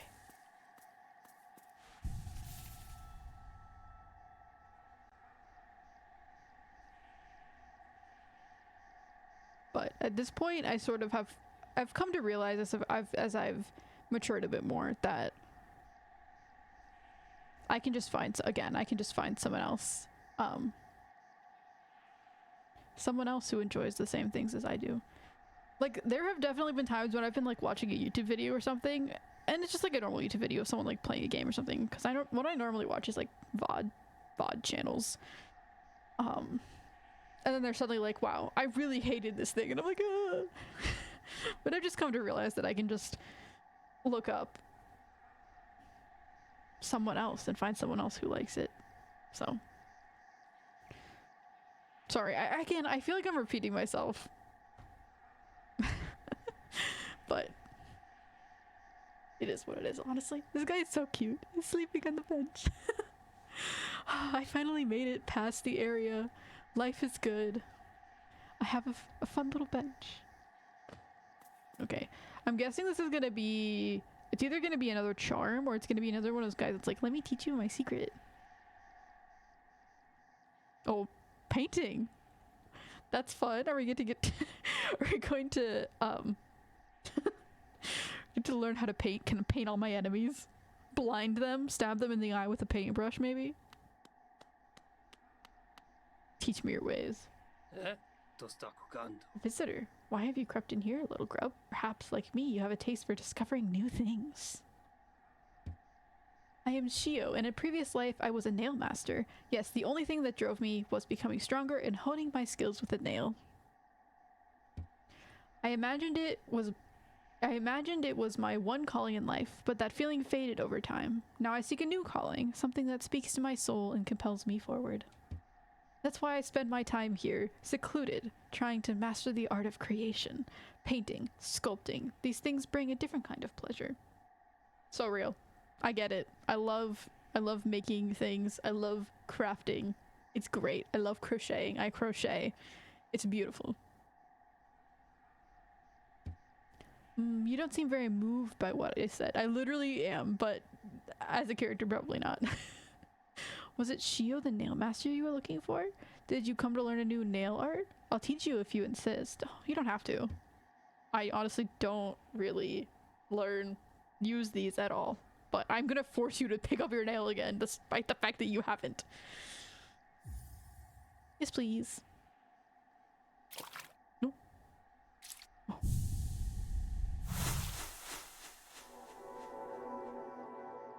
Ooh, colorful. The Great Slash. Hold X to concentrate energy into the nail. Release the button without holding up or down to perform a Great Slash. Oh, so it's basically just like a normal, like, held slash? I thought it Does my work move you?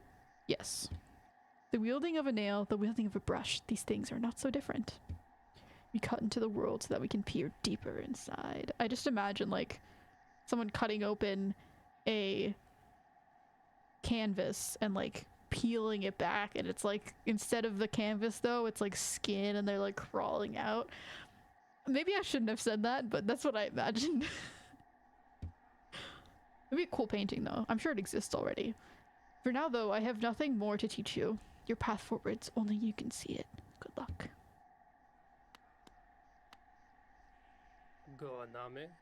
So you met my brother Oro and convinced him to teach you his nail art. It's been a long time since I've seen him. I wonder how much he's changed. He always seemed to be haunted by something. Though I never learned what. No matter the distance between us, though, we are still brothers. I hope that passing down his learnings to you brought him some happiness. That nail art you've learned, the Cyclone Slash, that was always Mato's favorite. Must have made him ecstatic to have a pupil like you. He always wanted to pass down what he learned to a new generation. He was not the most skilled pupil himself, but his enthusiasm and kindness set him apart. I'm glad he achieved what he desired for so long. To be a teacher. Oh, that's so sweet. I have spare brushes and plenty of paint. Once you tire of the nail, feel free to join me in my art. I would love to. If I could, I would. Just like a painting mini game. That'd be so fun. And it's so completely random. Honestly, I really struggle with painting and drawing. I am much more of a 3D crafts kind of person. Personally.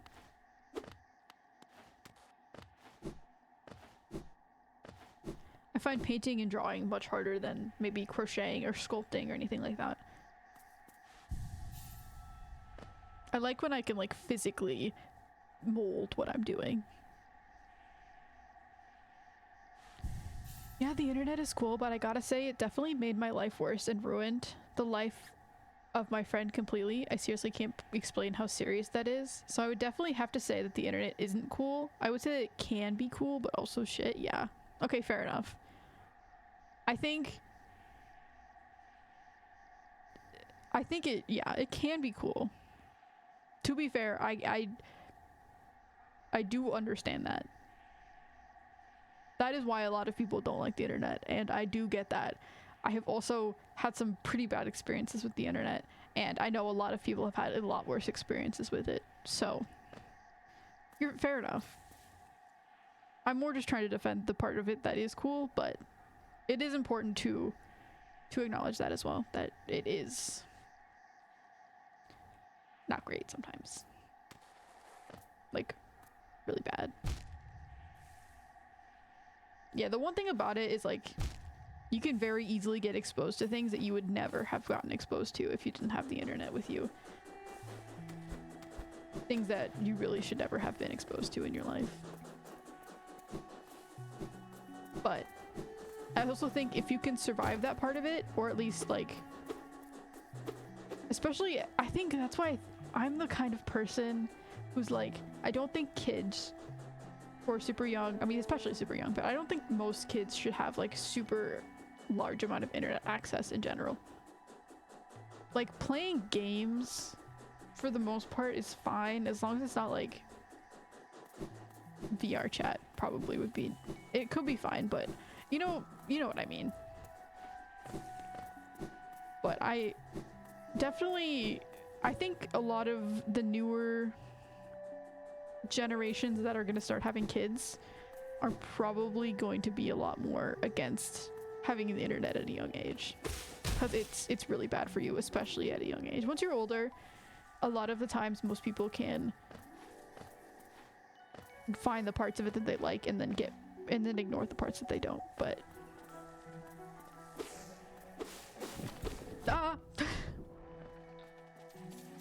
but I mean, you can't discount being older either. If you're in a really bad part of your life and then you go to a part of the internet that's bad, it can be really bad as well. So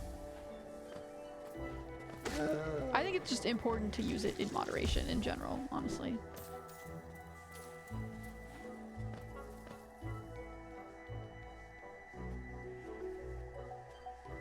Yeah, I didn't talk about you there. I was talking about the people who just kind of say, oh, it's awful. At the same time, we probably all did the same thing at some point in our lives. People are complicated creatures.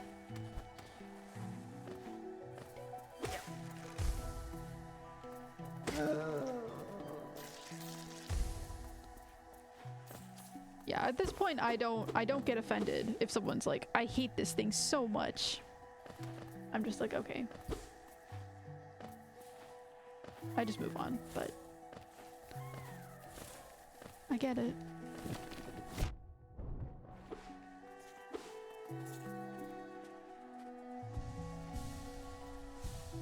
Honestly, I honestly gotta say Star Wars isn't the same anymore because of the new stuff mainly. It's kind of dead. Honestly, I would agree with that.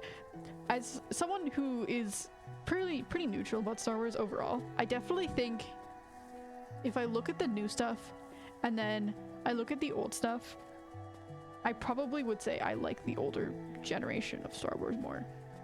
Like the first, I think it's like the first 3 trilogies. They have a very unique feel about them that's just like good. The newer ones feel a lot more like action movies. Like they're just an action movie, which is, they're just not as, they don't have that charm about them that the first I think 3 trilogies did. I definitely can see that, and it's also why I haven't seen the newer ones. I mean, I have seen some of them, I haven't seen all of them.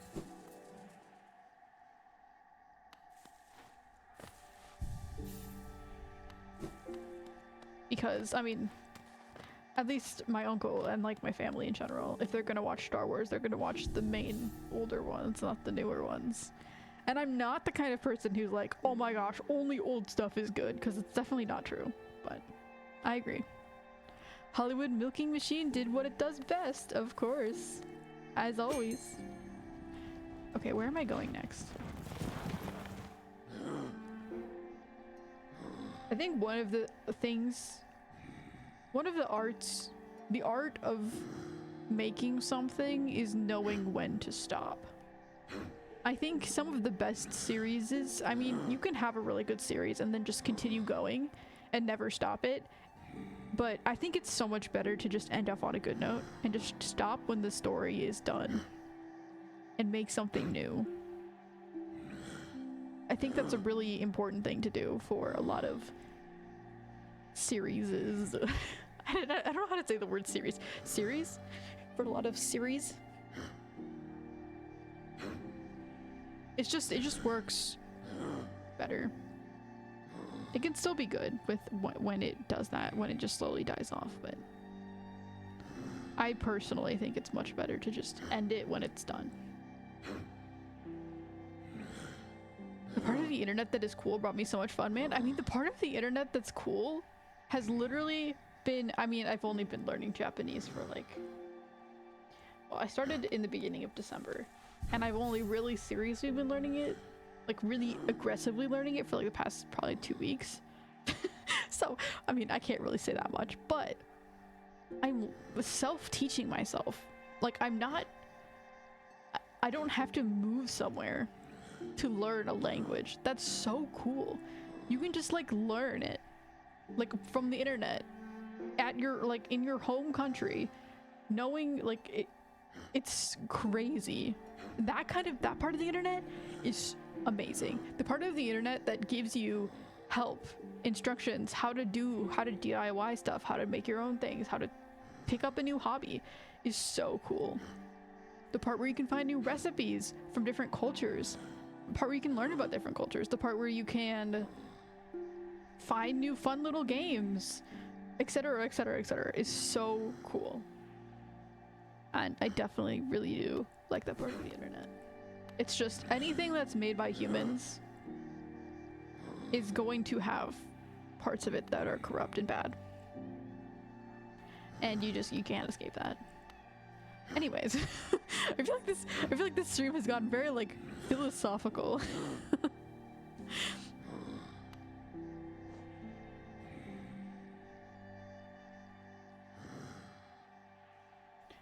Okay, where am I going next? I explored that. I got the... Oh, I probably should try it. Is there any fun colors when I do this?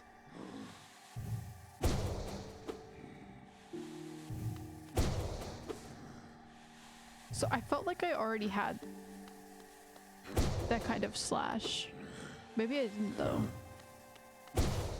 There are no fun colors though, unfortunately. But I mean, cool to have. Again, I don't tend to use any of them. I just tend to like, wah! But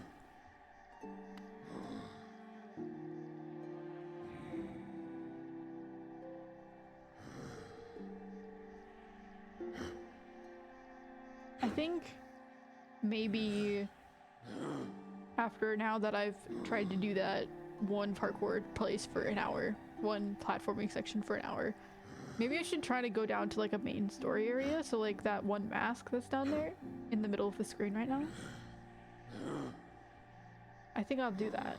That seems like a very good, interesting place to go to.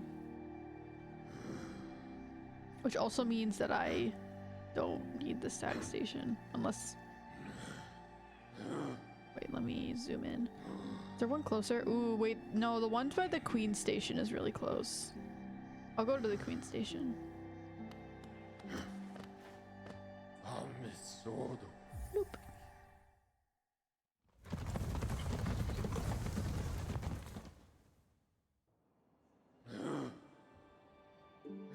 Oh yeah, my friend had limited access to the internet at age 4. 100% his parents were. Yeah.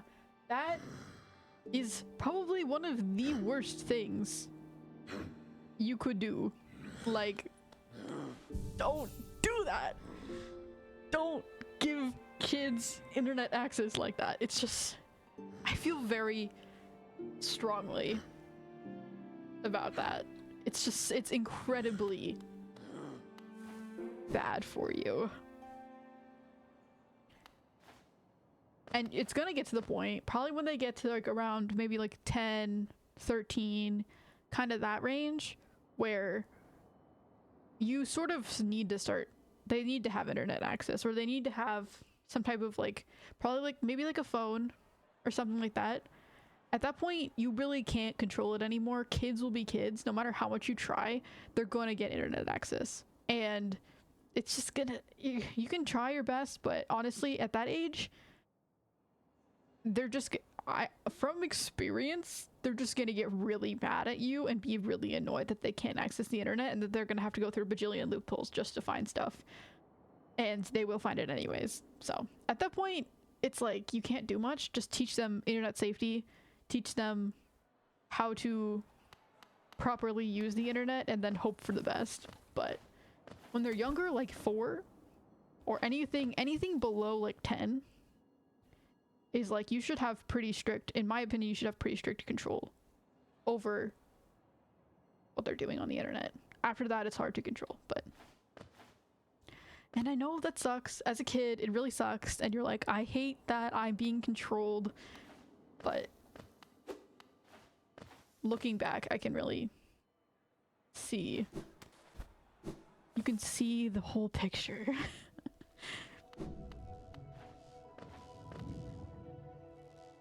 Oh, I just didn't have a map. Wait, how do I... Oh, I am literally like... Wait. No, I'm not. Okay, it looked like it. So this mask is in the fog area? That's what it seems like. I mean, I have 42 geos. I guess I'll go deposit them in the bank.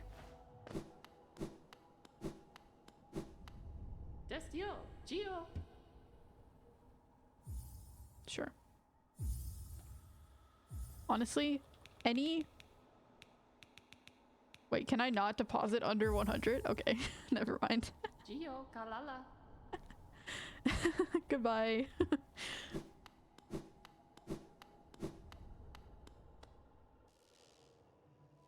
Wasn't the internet alone, you know?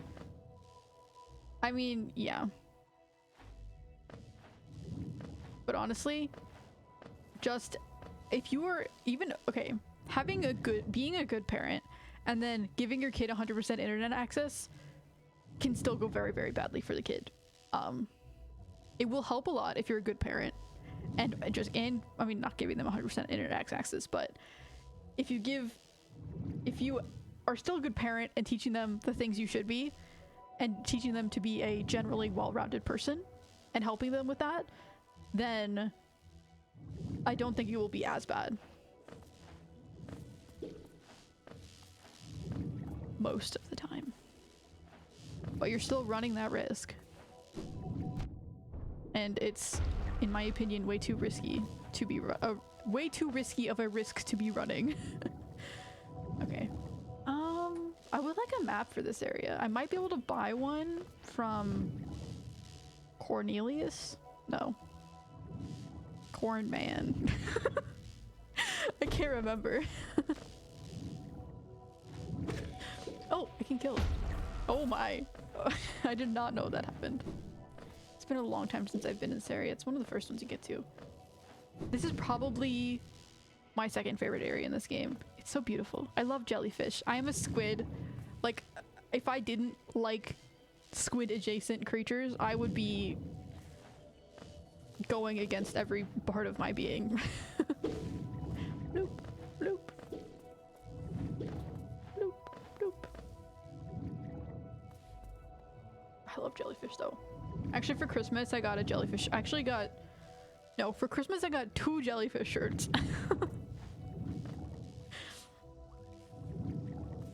They have no brains, which maybe makes them better. Yikes. Well, there are only 3 trilogies, 9 films. Well, yeah, 3 trilogies, 9 films. Makes sense. The first 2 were great, man. The original trilogy was something so special.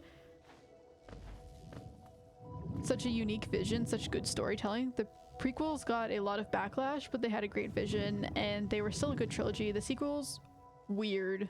There was no vision. I'm not making this up. They were improvising.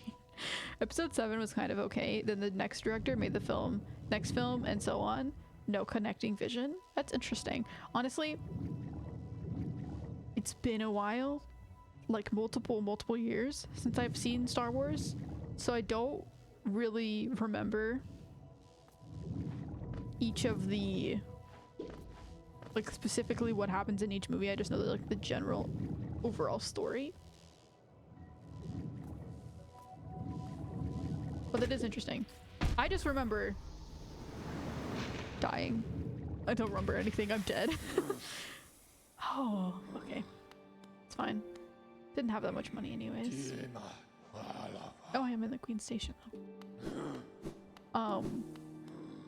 I just remember liking the first 3 trilogies more than I liked the other ones that I saw. But it might have been the first 2 trilogies based on what you're saying. I can't remember. It might, as someone who is currently bashing, not bashing, but saying I don't really like Star Wars, it might be in my best interest to actually go rewatch Star Wars. Since, surprisingly, this topic has come up multiple times.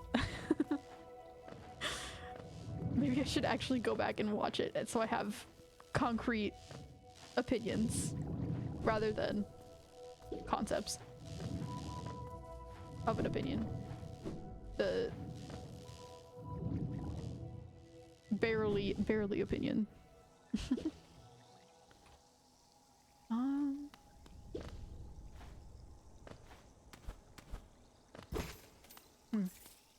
Okay. Great. I guess it's just for money?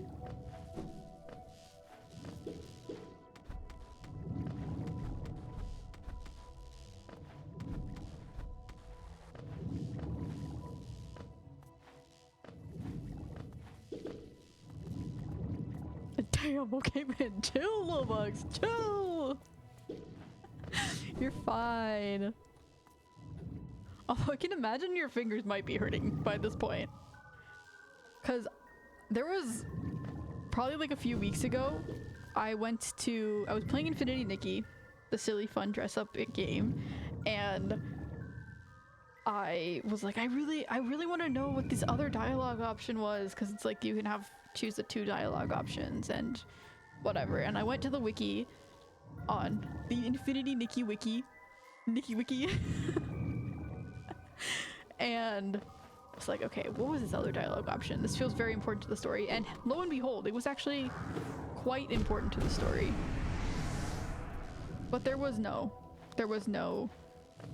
transcript of like what had happened, because it's a fairly new game. It just came out like in the end of December. So obviously like the wiki is not complete. People are still actively working on it every day, every hour of every day. So obviously it's not complete. So I was like, oh my gosh, wait, there's no transcription. So then I went to go find a YouTube video, and I went to watch the YouTube video and had to go find the whatever. And I was like, okay, I now need to transcribe this because I need this answer to be there for everyone to see in case they look it up. And so then I went down a rabbit hole for like three straight days. I was literally just going through Infinity Nikki videos that people had posted as just like playthrough videos or whatever, and transcribing like a lot of this, like not a lot, but I did a few, like I did as much as I could in 3 days. For my personal, fairly, I would say average typing speed. But oh my gosh, my fingers were sore. They like, my joints were like hurting. I mean, I've had that happen before when I crochet, but I was like, oh, I've never had that happen before from typing. So I get it. That was definitely an interesting adventure. I've become obsessed with weird things sometimes where I'm just like, I have to do this. And then I think they're mostly done now. Someone else came in and continued making transcriptions for the rest of the story. Also, I have exited the Fog Canyon.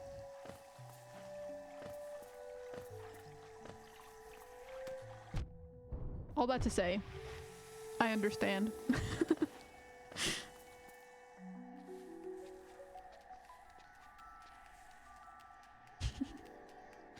But yeah, the first two trilogies were a heart project of one man. Third one was a money project by Disney. Tisk, tisk, tisk. By one man? Is there just one guy that... Like, I honestly don't know much about the history of Star Wars. Is it just like one guy that made it?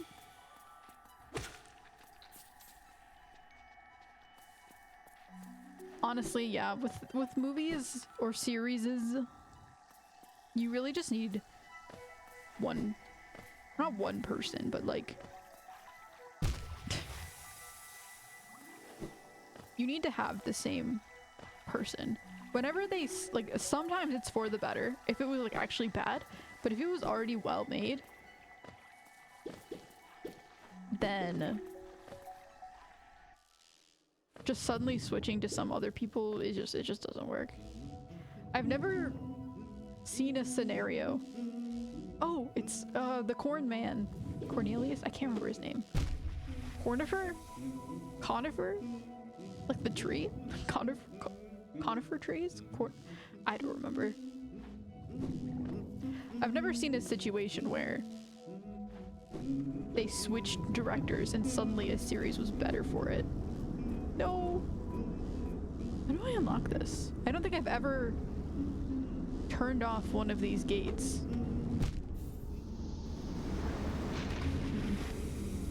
I might not be able to get there yet. Because I think that's the only part of the Fog Canyon that I haven't explored yet.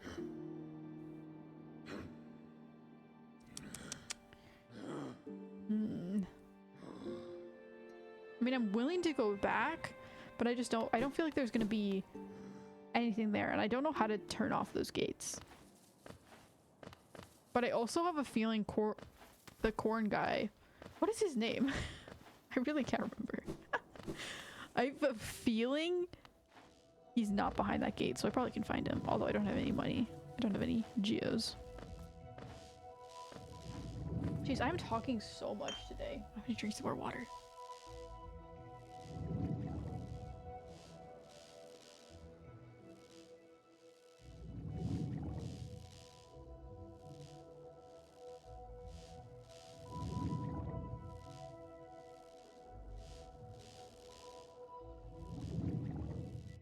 Sorry, you just say too much. You just say too much great stuff, makes you want to write down every thought I have as soon as you say it. Well, I'm glad you think so. From my perspective, I'm sort of just spewing nonsense, but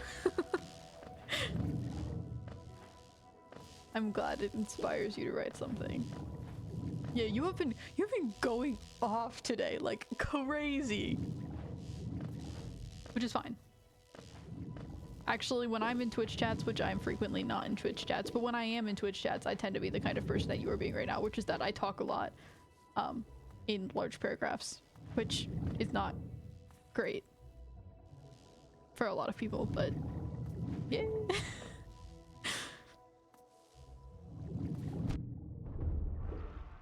I'm the kind of person that like wants to answer questions.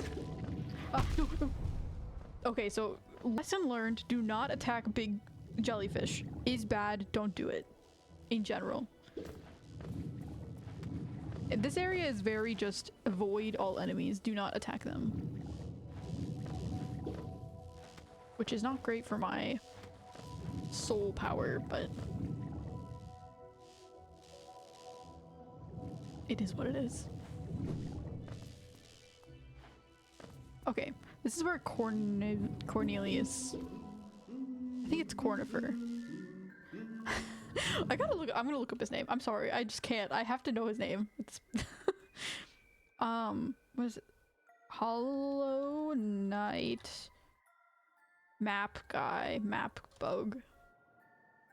Cornifer. Okay, it is Cornifer. I was right. Okay, I'm not crazy. I knew it started with a C. Cornifer.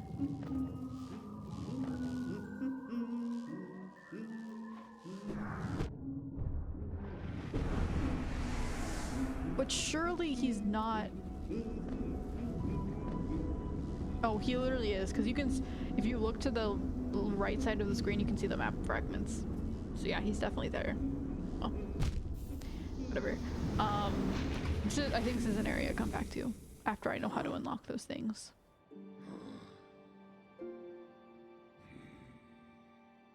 Oh no, man, let me tell you what to do. Don't watch it again just now. We are living in weird times. Since you said that you are not a movie fan, it would be interesting to experience Star Wars from a different side. Ooh. Something that is now abandoned as Star Wars Legends and doesn't belong to the canon anymore. Oh, it's like a game? Oh, there's 2 Star Wars games that I have played actually. I've played Star Wars, Lego Star Wars, and then I've also played like the VR Star Wars game, which is a very strange game. It feels less like it feels, first of all, it feels like they're just trying to make a Star Wars game just to make money and have, well, make money and like have people play it, and it's a Star Wars game, so whatever. But it was also like, it was fun, but it's a lot of just like, you just like have your lightsaber and you're just like bang bang bang, oh yay, you win. It's a very strange game. Star Wars Legos is much better, but that is another Star Wars related thing that I have done, is play Star Wars VR game. Okay. City of Tears maybe? Again, probably blocked. Actually, you know what? Probably what I need to do is just collect more of the dream. How do I do this? More of these things. I mean, like dream wheels. Because I bet, since these guys are related to the dream stuff, and they're mostly, I'm assuming all of them, are probably blocked off by those areas. The black gates, because I haven't gotten to any of the areas with them yet. Maybe I need to get more dream power, and then go back to this guy, and then maybe those will be unlocked. Or like, I can get them unlocked by getting more, I don't know. I don't know what I'm talking about. I think that might be it though. I don't know where to go to get more, but I don't know if it's not marked on the map, I don't think, unless, I don't think I can buy a thing to show them either. Actually, I might have been able to. Let me go check.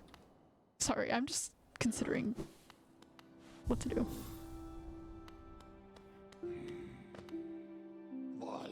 Anyways, Star Wars Legends and doesn't belong to the canon anymore, but it did belong to the canon. The 2 games, Star Wars Knights of the Old Republic and then Knights of the Old Republic and then Knights of the Old Republic Short KOTOR. There is also a free game, The Old Republic. This is very confusing. But I specifically mean Knights of the Old Republic.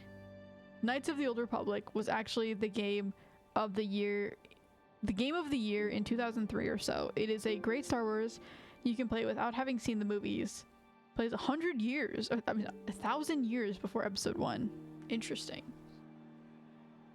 So like before all of the crazy stuff happened. Honestly, just like any of the planets in Star Wars would probably be make interesting games or interesting concepts. Great story and takes you deep into the world of Star Wars and can possibly also give you that first time experience again. I would recommend it super much. There are many ways to love Star Wars. I gotta say, it is so great, man. The amount of knowledge it provides is crazy. I'll write it down. I mean, currently, I probably won't play it. I mean, I probably won't watch the Star Wars movies either, because I am... My current obsession is, like I've said, learning Japanese. So that's pretty much what I've been doing. From the time that I wake up to the time I go to sleep. But when that has died down a bit, I will look into it. Because that would be interesting. I mean, I do think it is important, if I'm going to be speaking about it, and if this topic if this topic comes up again, it's important for me to actually like know some things about Star Wars. So let me write it down. At least to have it, be aware of it, that it exists. Knights of the Old Republic and Knights of the Old Republic 2, of course. Knights of the Old Republic.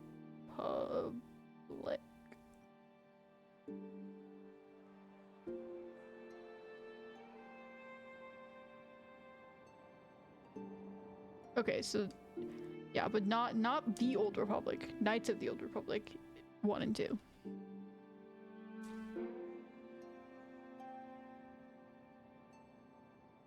And then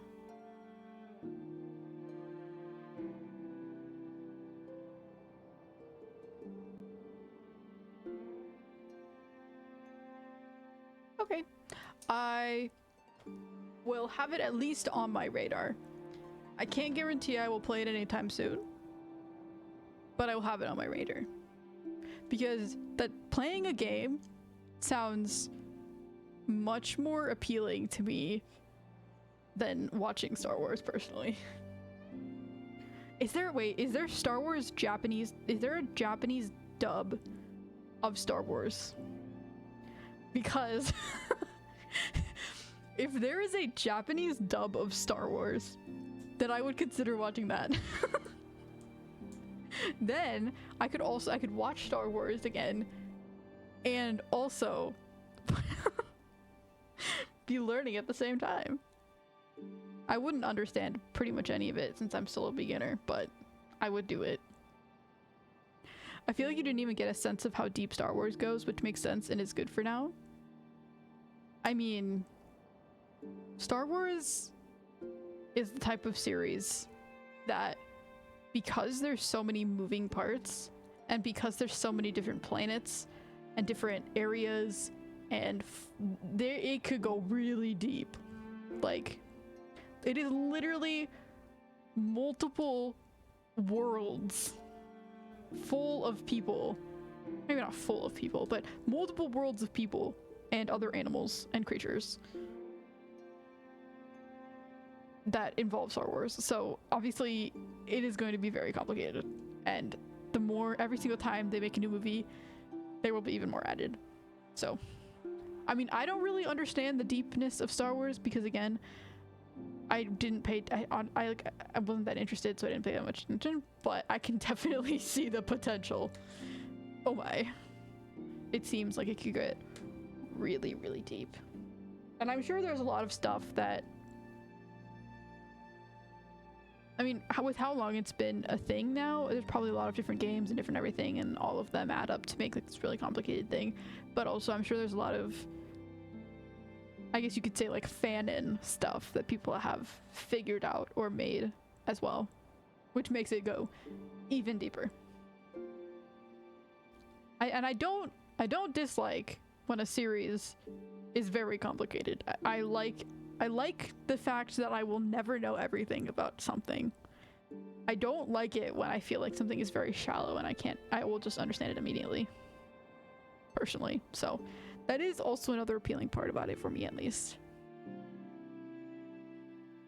Ah, this gladdens me. The Queen Station has opened once. Okay, I think I already read this.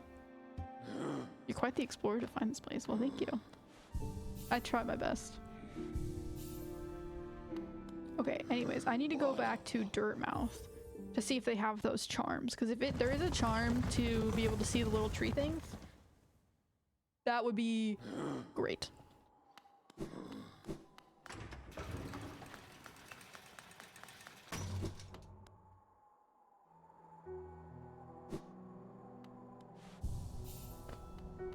It should be over here.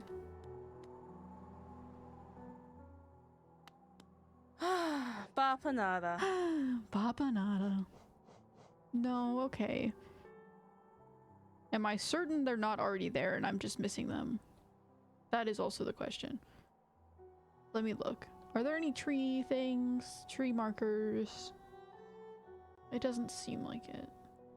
Actually, wait. No, because there's a pink thing there and there's a pink thing there. Those might be marking, I actually think. Is there more pink things?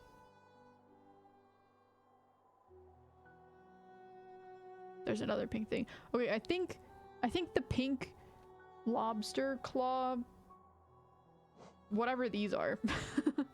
I think these pink lobster claw growing things are probably the trees that I need to go to. So that makes sense.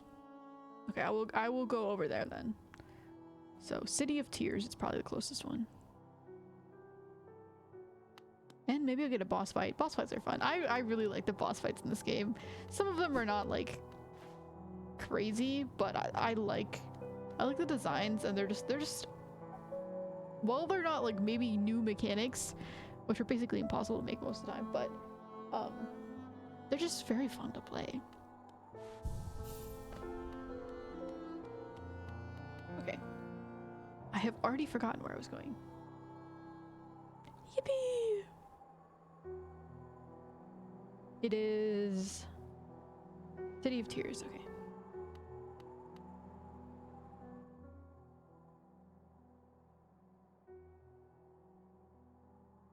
So please keep those games in mind for whenever.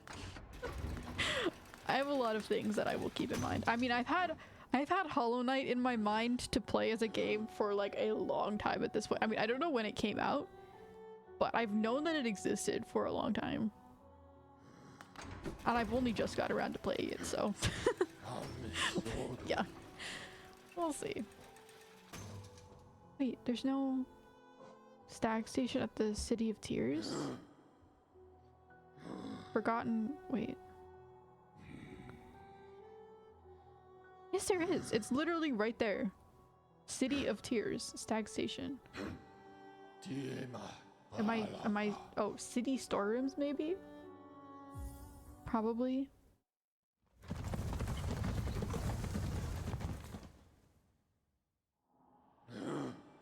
I think this is it. Oh, okay, yeah. Is it? No, this is... Okay, yeah, it is. So I just need to go to the left, down, and then right. I think I've found this one before when I was first playing, and then I didn't know what it was at first when I saw it the first time. Woo. But I don't want to go down, do I? Okay, I do want to go down. Star Wars really goes as deep as it could get, and that's what makes the original trilogy so cool, because it is such a simple and great story.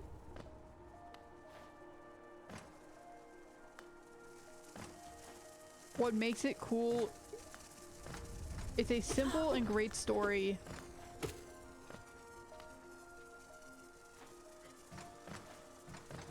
But it's a simple and great story that could be, I think what you're saying is that it is a simple and great story that can be taken at surface level and be good, but it can also be dove into really deep if you wanted to. I think that's what you're trying to say, right?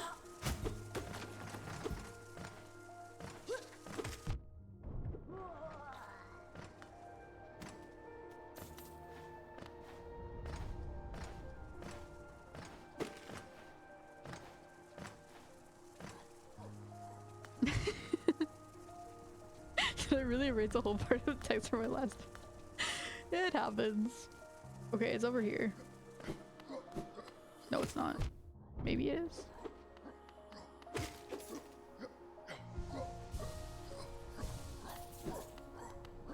You completely understood it without that part too. Yes, it is a simple, great story in a much bigger world. That is cool. I do like that. I like when... I think it's really important to have good story building in a world, even if the story is going to be just a small section of it. It just makes everything make sense. When you start getting things like big plot holes that just don't make any sense, that is... You can just tell someone didn't think it out fully. And it's really hard to think out a full entire concept and world. So like, I do think that is impressive. Again, I'm saying it's impressive. I don't remember Star Wars being like that, but again, I have not watched it for long. Watched it in a long time. So...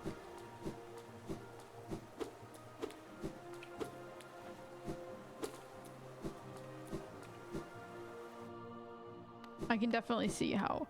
Again, it's like, it's one of those things also where you watch something when maybe you're like a little younger and then you just don't fully grasp it. Or like the first time you watch something, you're like, I don't really understand what's going on. But then the second time you watch it, you're like, oh, I get it. Oh, Star Wars has plot holes, but the reasons for that are definitely... I mean, I don't think it's possible unless you are literally living in the real world. You know what? Even real life has plot holes. Like, there are so many things we don't understand still. And of course it was a lot more, like, centuries ago, but real life has plot holes, so I don't think it's possible to make a story without plot holes. Unless it's like a really, really simple story that's like, you're not trying to do anything complicated and it's just like very basic. But if you're trying to make a big world, it's impossible to not have plot holes. And I don't think that any story should not have plot holes. I think you should try and reduce them as much as possible. That is the goal. But I don't think it is possible to not have them. Anyways, I'm gonna be right back.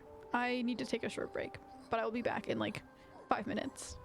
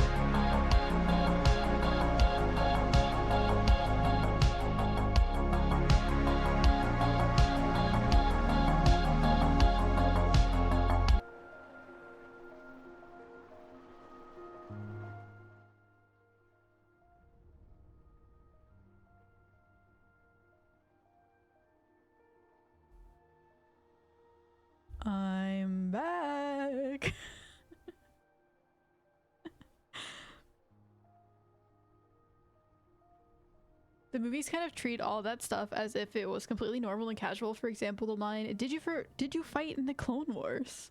In the first movie in 1977, no further explanation. Everyone just asks, what the actual fuck are the Clone Wars?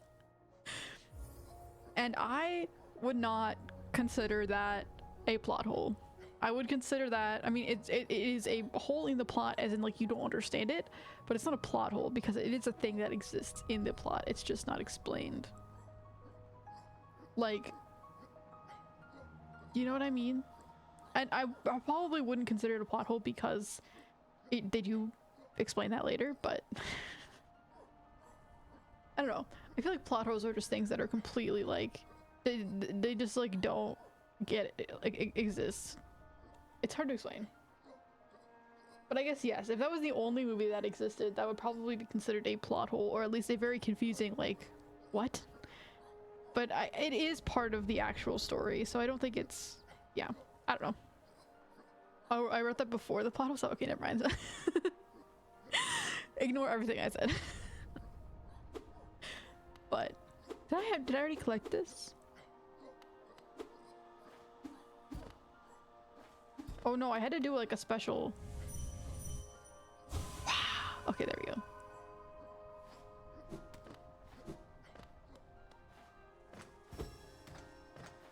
But I still stand by what I said. I don't think it's it's bad necessarily to mention things that aren't explained right away, or that aren't immediately going to be told about.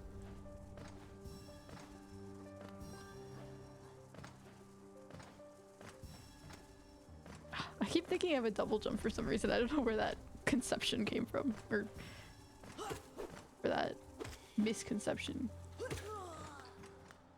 came from in my mind suddenly.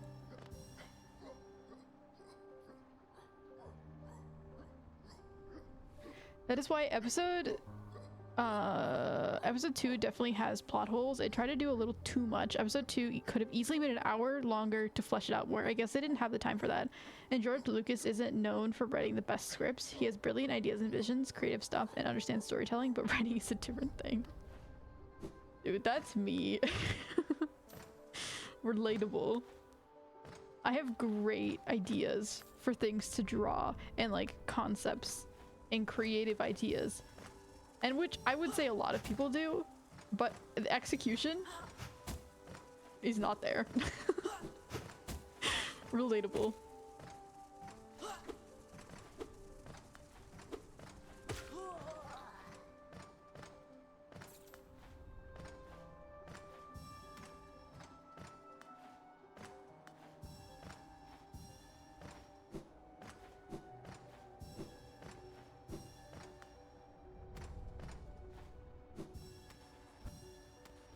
I think I just have to collect 10 of these.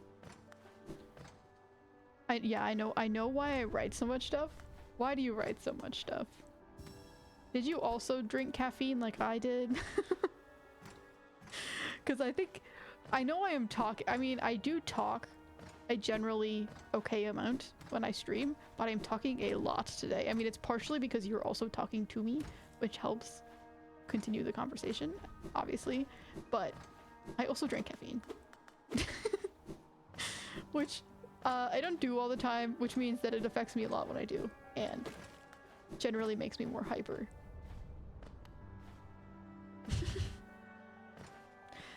Oh, did I collect all of them? I guess I did. No, I didn't. It's still glowing a little. No, I didn't. Okay. Down here. The little dream catcher stuff.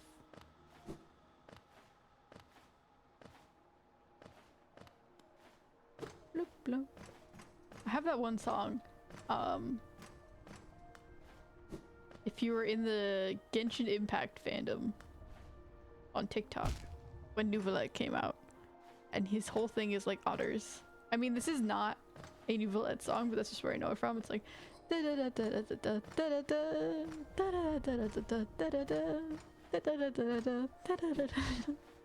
think it's a K-pop song. I could be wrong. Also, I have no clue where this last dream thing is. They should be in the same room. I don't think you have to go to separate rooms to get them all. So it should be somewhere in here. as far as I'm aware.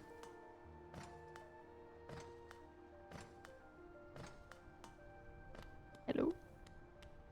Ooh. No? I'm almost certain you don't have to go to a different room.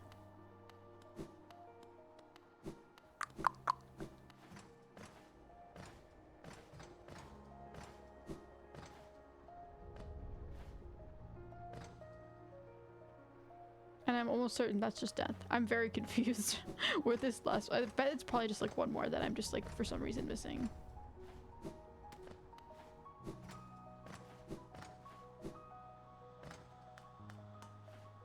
Up here? No. Can I go higher up? Is there a higher up section? Like if I X this. Yeah, the Dreamcatcher stuff is done. I guess if I go back into the Dreamcatcher tree area and then hit it again, it should show me the general direction of where. Gosh, if I die here. It should show me the general direction of where it goes to.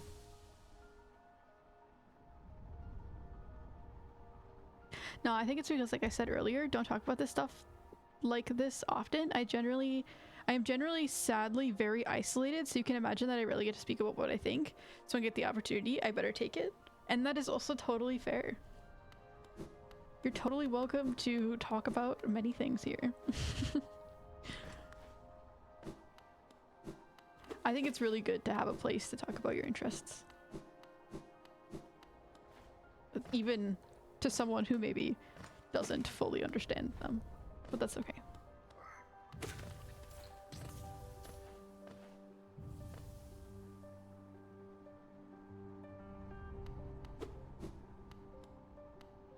Okay, D, yes. Oh, there's 4 of them. Okay, so definitely the upper area that I'm missing.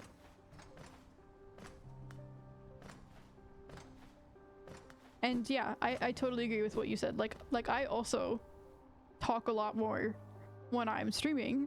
I mean, obviously, if you're streaming, you have to talk because that's like the whole thing of like streaming. You're the one talking to other people / talking about yourself or whatever you're talking about. So that makes sense, but I'm a very quiet person in real life. I don't talk much.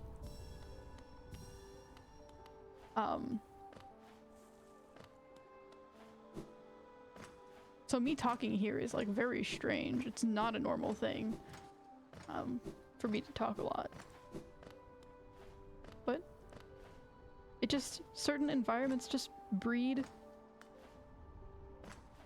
interest and conversation. Where are these last 2? I know there's 2 left, and I thought they would be up here. Maybe I can't enter this next area. Wait, no, there's no area. Can I break it? Is there anything up here? I'm so confused. What do I do? I guess that's also why I like doing YouTube stuff, because I also got many creative ideas and want to create stuff, and I also want to talk about stuff, so I do both. As you should. I think that's why a lot of people do YouTube, and it's actually probably the main reason why people do YouTube. At least there's, I would say, maybe not now. I'd say there's probably like 2 main reasons people do YouTube. One reason is because they want money. And sometimes that works and sometimes it doesn't. The other reason is because they just want to put their ideas out there.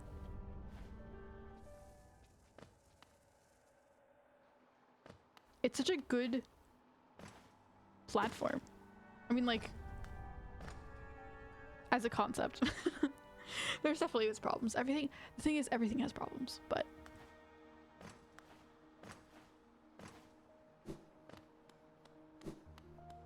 not here. Oh wait, no. I need to open the tree again.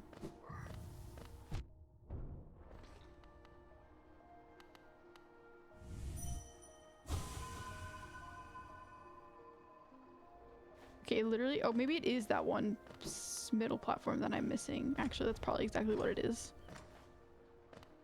YouTube is good. Definitely better than TikTok or Insta. Yeah, for sure. I would 100% agree with that.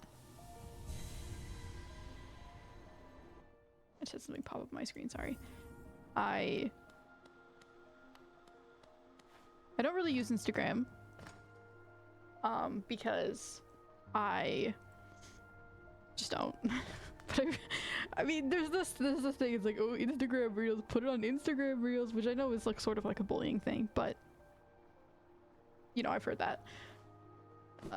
So I'm aware of Instagram at least existing, and then of course I have TikTok, and I have a hard time using it at this point. I really, honestly, I should just not use it ever because it's just not worth my time anymore. YouTube has gone through its ups and downs, but I'd say right now it's a fairly good platform to do creative things on and to put your ideas out into the world. And you're not going to get like a bunch of toxic people suddenly hating on you, and you're probably just going to be able to find your little community, and that's great. And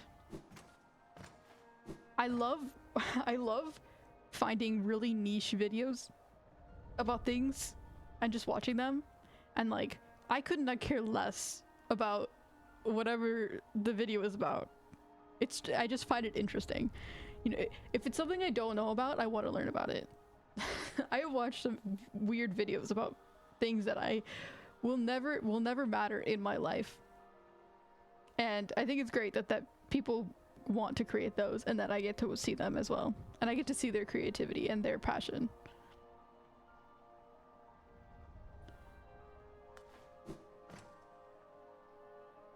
You can find a lot of joy in something that you don't actually personally enjoy just by listening to someone else who enjoys it. At least I can. So. Okay, so it's interesting that... Do I have to hit it again? No, I don't. I think it's just there. It is an interesting thing that just happened though, because the tree doesn't disappear. Oh, it does! Promised plenty. Souls to serve. Soul. Twisted. I had no clue. I have made many of these trees at this point. I don't think I've hit any of them. That's interesting though.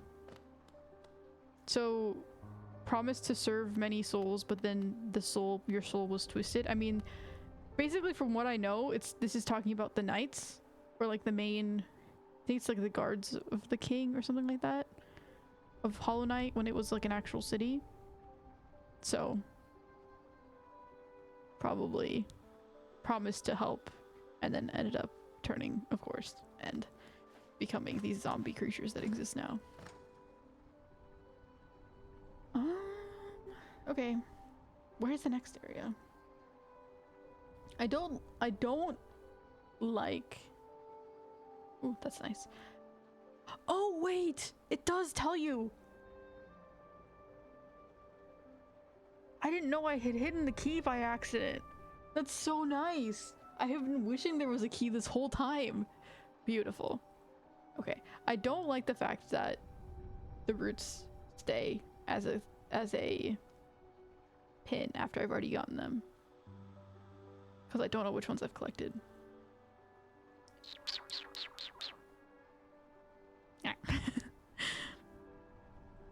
Oh yeah, I subscribed to you on YouTube because you put your link in your profile. Well, thank you. Yeah, I do have it in my profile. I just can't even remember. I mean, yeah.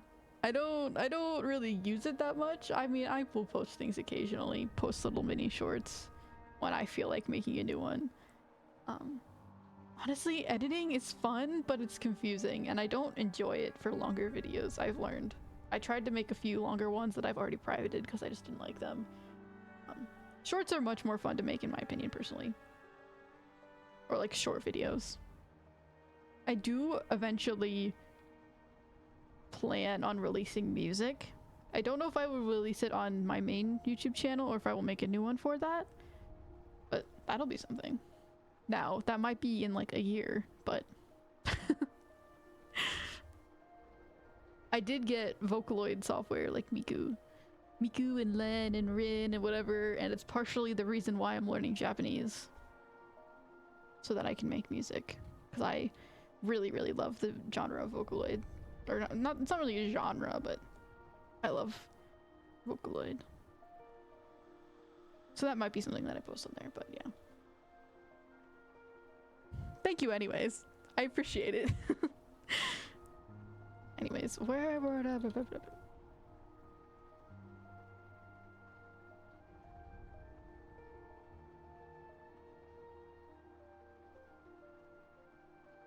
I think the Kingdom's Edge route I've probably already gotten, but I might need to go back. It's I would say, I mean, or maybe I should just go back to the root guy. Actually, let me just do that. Let me go back to the, what is it called? Resting Grounds. Because I have gotten quite a lot of them at this point, so maybe I will be able to do something within the story to progress going forward.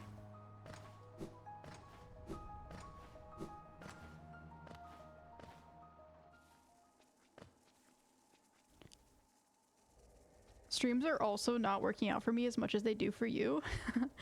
I mean, I think you just have to find one person like you who's willing to talk with you. That's really all you need. And thank you for sticking around and having this great conversation with me. But it is hard to get that one person. For some reason, people like to come in and talk to me, but it is hard. I got very, very lucky because within my first stream, I didn't have anyone. Within my second stream, someone came in and started talking to me. And now, since then, I've always had someone pretty much here, which is great. And thank you again. But I think I got very lucky because it could have been months before I had my first person come in.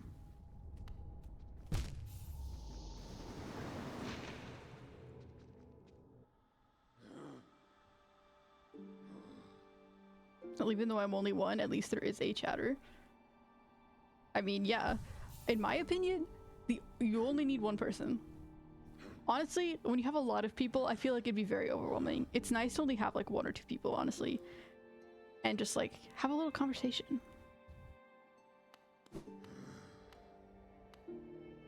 Okay, I am going to Forgotten Crossroads, no, Resting Grounds. I got a few people. Exactly. There you go. I mean, I am not a big streamer. I have like a few people here, which is great, and I love it, and I love them, and everyone here is great, and I enjoy it, so I'm fine with that, but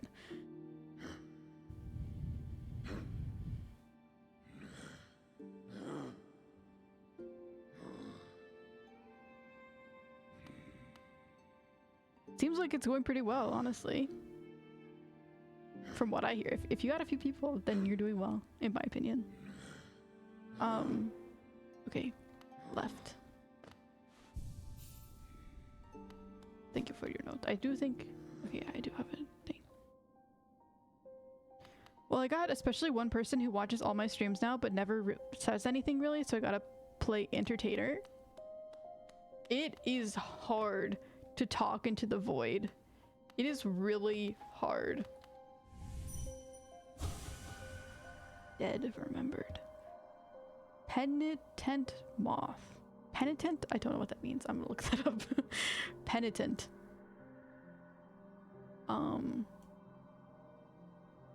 Penitent. No, penitent. I don't know. Penitent. Feeling or showing sorrow and regret for having done wrong. Repentant. Okay. Penitent moth. Dreams revered. Wow.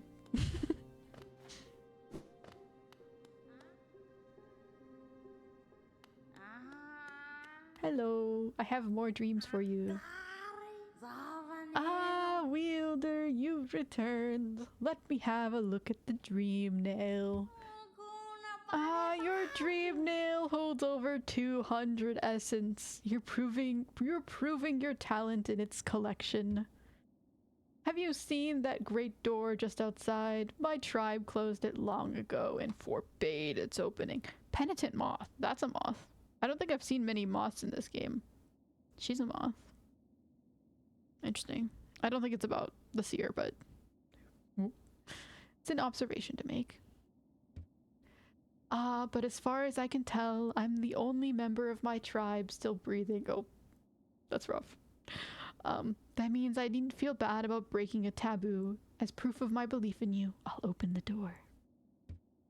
Thank you. There, the door is open and you can enter the glade beyond it. Listen closely in there and you may hear the utterings of bugs long gone. I feel like I've been hearing a lot of voices in this game. So more voices won't really shock me.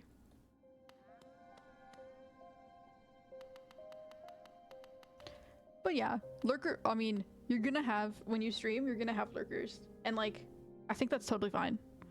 I am a lurker normally, so I get it as well. But honestly, chatting is fun, but it's tiring. So I appreciate the lurkers too. They're great.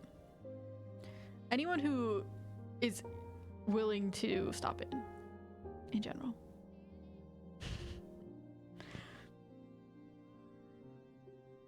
But in English, that's where I fail, man. Yeah, I would imagine so. I mean, imagine I appreciate it too. I mean, I'm not saying you don't appreciate it. I'm just saying I appreciate it. I'm sure you appreciate it too. I'm just like, I don't even know if there's ever any lurkers or anything. I never look. I'm just like, if you want to exist, I will let you exist in complete anonymity, and I will not even know who it is.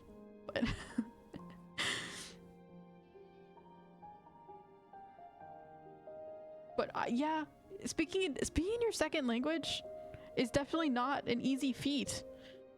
That is just, honestly, learning it in general is impressive. So yeah, I can imagine speaking would be challenging. I mean, I know reading and like listening are much easier to do than actually like speaking a language. So even if you can perfectly read and write, or read and, I mean, I guess writing is whatever, but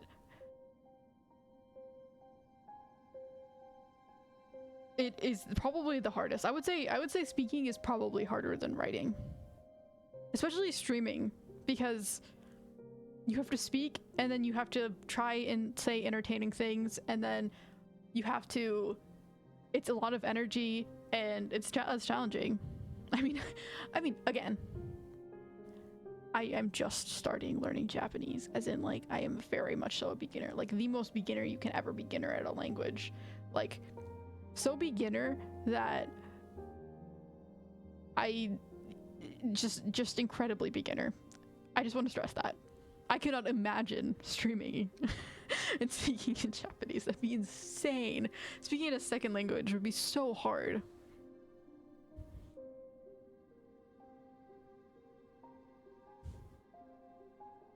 Well, I either know all the people personally or from the internet. I don't have anyone that I know in person that watches my streams or is like here. Honestly, I don't really want anyone who I know personally to be here, like in person. I haven't told anyone really about it. Be like, I haven't really been like, oh yeah, I stream or anything. I was like, no, I don't exist. Don't come by my channel. Don't do it.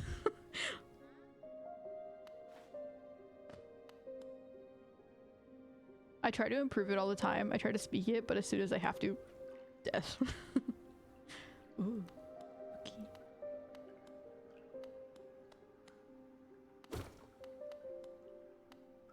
Help? No, just normal water. No. Revik.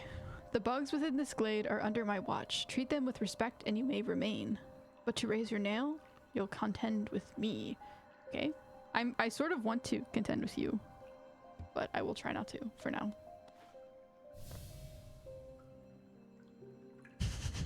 What's this? It's like named tomato or something. Millibug. Okay, that's a cuter name. I think that's just the name of a normal bug. I think some places in the US call bugs. What type of bug? Millibugs. I could be wrong. Bug my cookies, they're ever so tasty. Aw. Once they sell them all, I can go home.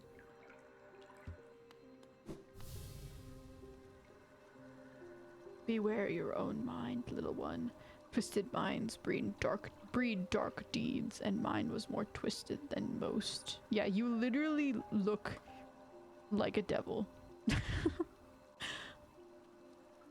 I thought it would be my end, but instead I found this glade, and with it a sort of peace. Like a bunch of like souls just locked away. There's a lot of them here. Wait, okay, I'm just gonna sit here for a second.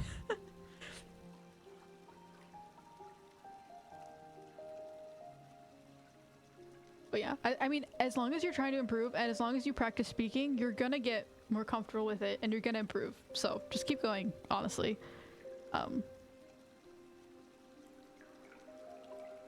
But I can imagine it is much harder to stream in a second language. Well, I cannot perfectly write either. Yes, well, in my opinion, yes you can. I have not, there's been like not a single time where I'm like, wow, you can't write. Or like, I'm noticing you're specifically bad at writing. Like, you write perfectly fine to me. I'm sure if you maybe like writing a professional essay or something, but like I can't write a professional essay very well either. So it's just a challenging thing to do in general, but hello, Sunless Globe, welcome. How's it going? Very well. We've been chatting this whole time about many complicated topics apparently today. I am currently in the, what is it called? Spirits Grove in Hollow Knight. Although I've been streaming 3 hours. I probably can go like another 30 minutes or something like that, and then I probably will have to go because I do have to like wake up early tomorrow, so unfortunately. And also I find like around 3 to 4 hours the energy starts dropping and I start getting tired, so it's probably good round time to end, but I'll wait a little longer. Sunless Globe is a crazy name. That's what I said. It's a good name. It's a cool name. I said that the first time I saw it too. It's good.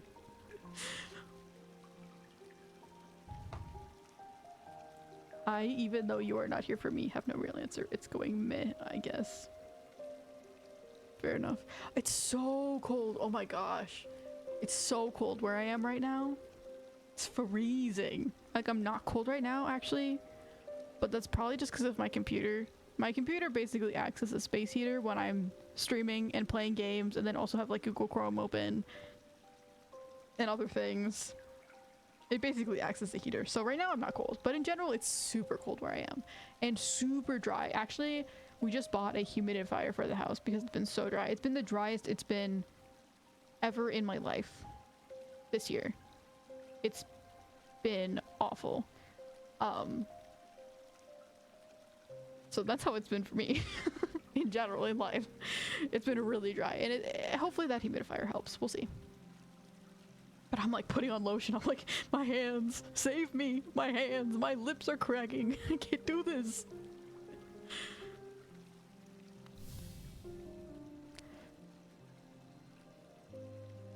It's a cool bug. Probably like a stick bug, you know? Oh, you know like those stick bugs that sit on trees and then you can't even tell what they are, and then you see it and you're like, oh, that's actually a bug. They're really cool. That's probably what this is. Dr. Chagax? I used to help others. They were brought to me sick and dying. What difference did it make? Any victory against death will always be temporary. Well, that's not a good way to think about it, is it? what a gloomy thought. I mean, you're right, but the fact that you get to be conscious at all, in my opinion, is good enough reason to keep trying to be conscious.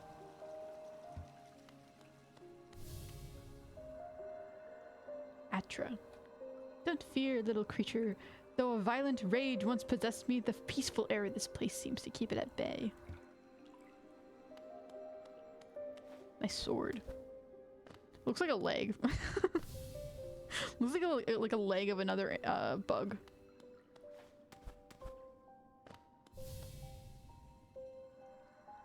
Garo. Garo. Garo. Are you a warrior, little one? A true warrior is one who can stand strong in the midst of a storm.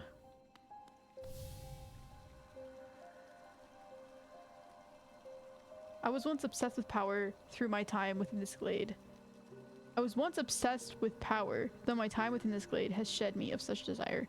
Kitchen. Kitchen? Kitchen. I like this bug. This bug is cute. What a folly it was to ever crave such a vicious thing. A lot of these are like warriors, except for that one kid bug. Interesting. I wonder why these spirits are here, specifically. Maybe they're like part of the clan.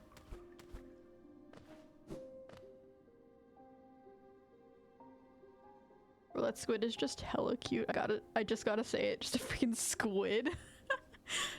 Sorry, I missed your message earlier. Thank you. I'm just a squid. I'm surprised there's not more squids. I mean, I know there's Maple Squid Arts, which has said hi and come here a few times. She's pretty cool, but she's like a human squid. I don't know if there's any other like actual squids. It's an untapped market.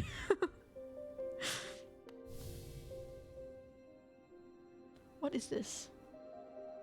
What type of bug would this be? Like, I guess some kind of like stinging bug, maybe? Sort of looks like hornets. Growhack. Oh wait, let me.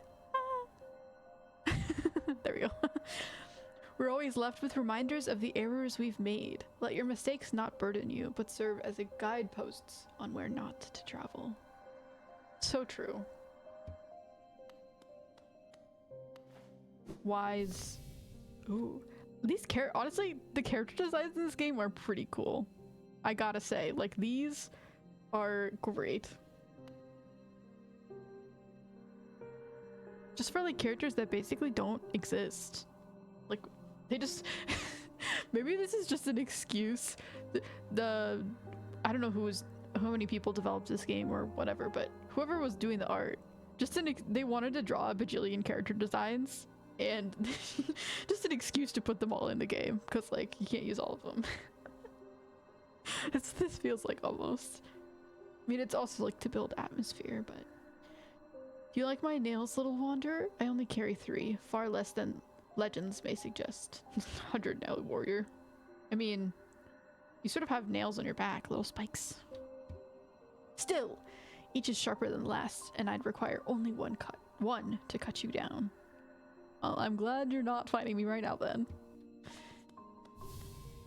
Oh, little moths. I love moths, they're so cute. Ah. Sort of reminds me of Mimikyu with like the black crying eyes. Are you admiring my fabulous markings? I'm of a distinguished species, you see.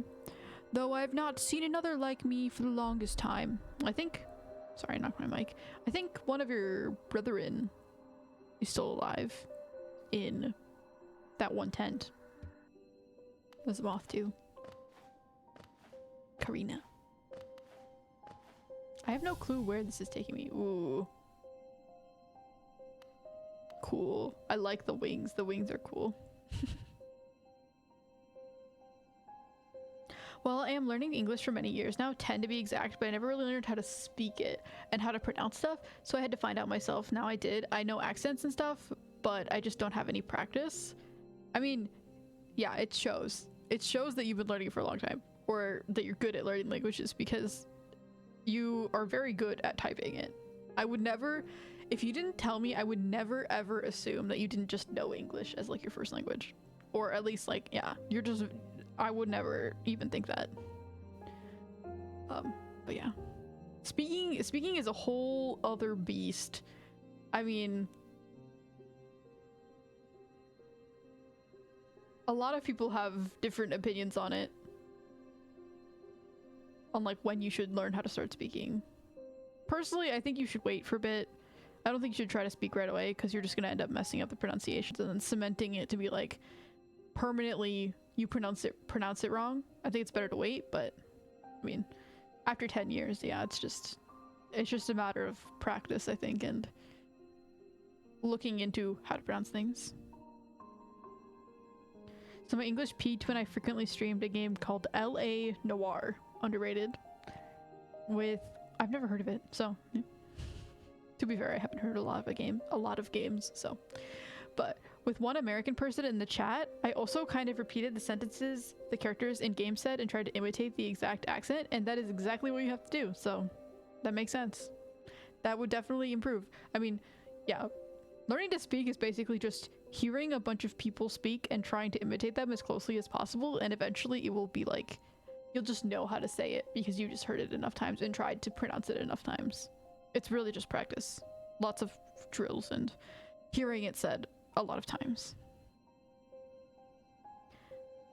Yes, on stream, but it helped. I mean, in my opinion, it's your stream and you can do whatever you want with it. So if you want to practice pronouncing English on your stream, someone will watch it and someone will enjoy it.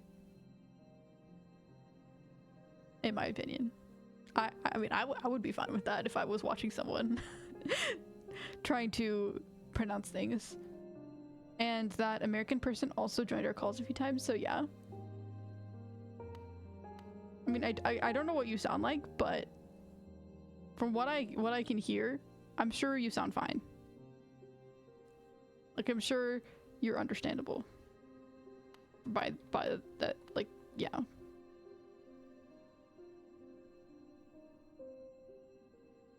You know what's funny? When I streamed Half-Life a few times, I had to speak English. I kind of did an extreme German accent, but on purpose, because it made it easier to speak and it was funny.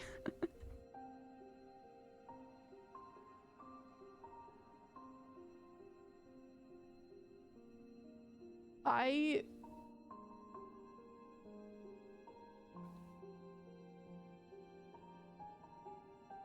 don't hear German accents very frequently. Yep. I don't really know what to say to that. Great.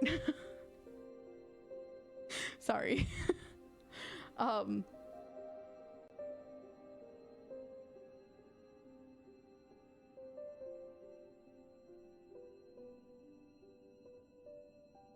Sorry. I think the caffeine that I drank is starting to run out and I am starting to brain die.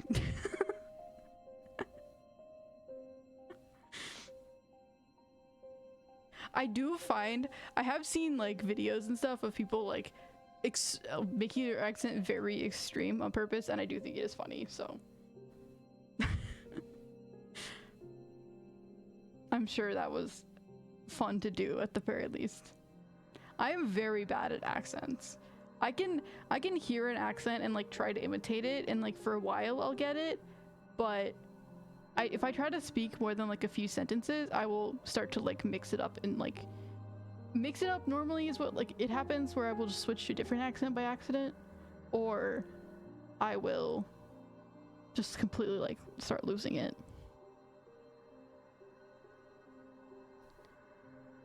Which, again, if it's hard to keep an accent, it's hard to speak a whole language, so.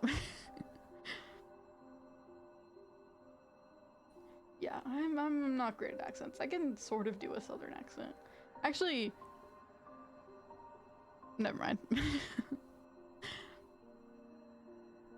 But like, British accents, British accents, French accents, German accents, any type of accent like that, I find very challenging to try and keep. Oh man, I gotta send you something, maybe on the Discord server or something. Go ahead. I am fairly frequently on the Discord server, so I will see it. Are you enjoying your time in our glade? Perpetos new. Are you enjoying your time in our glade? I'd offer advice, though. To have made it here, you're obviously quite adept at navigating our world and its perils. I would still like advice. You're very impressive for such a small thing. I'm something of a warrior myself, even though I'd hesitate to raise my nail against you.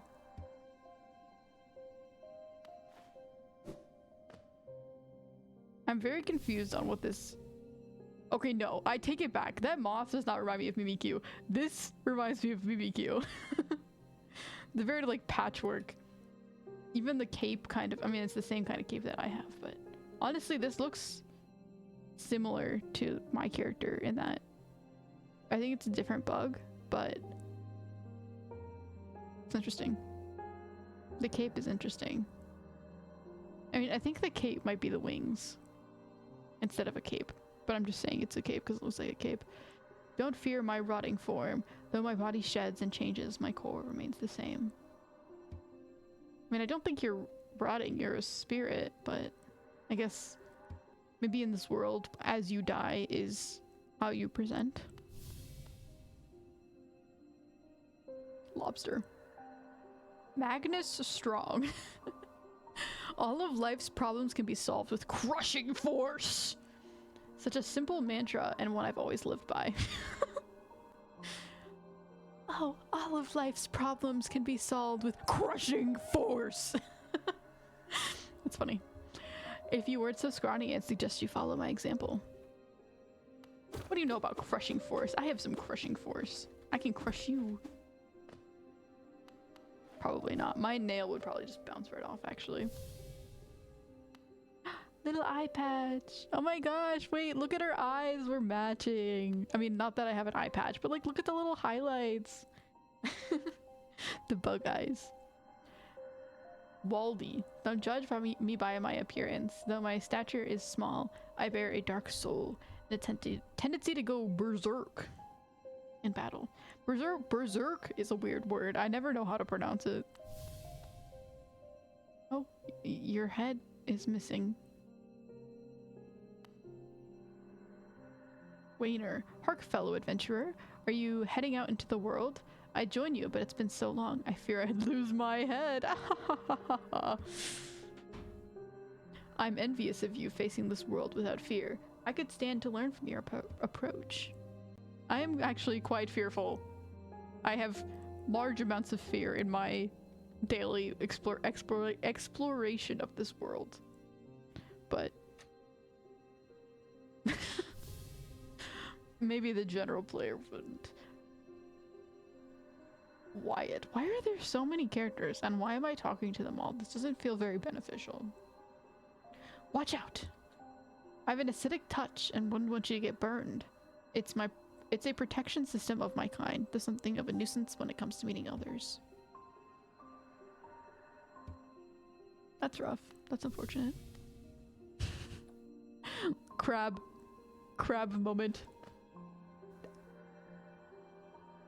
I'll see you soon, she said, though that was long ago.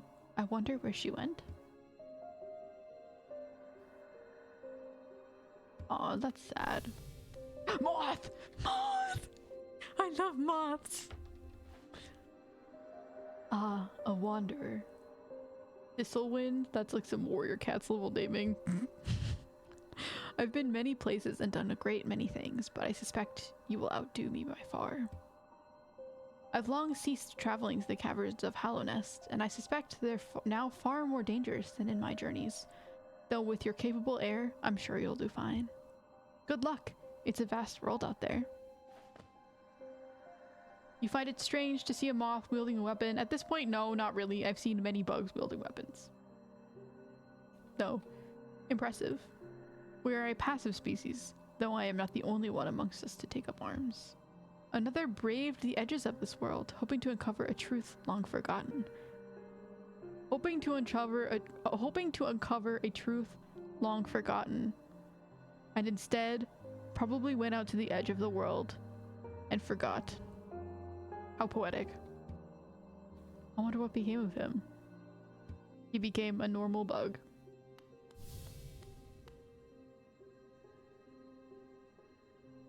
Well, it is a TikTok. I don't know which channel I should send it into. Probably media.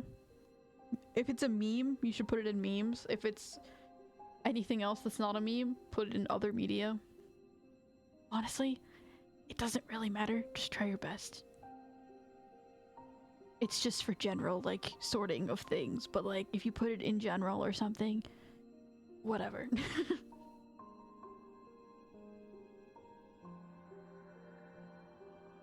Boss. I came from far away to reach this place, though my shell may seem foreign. Beneath it, I have a bug, same as you. Foreign. I guess. There's not really any bugs like I've seen like that. Whee! Ooh. Secret? Secret tunnel! Secret tunnel! Through the mountains! Oh, moth. Moth charm! Oh. I'm a little disappointed by that, but it's okay.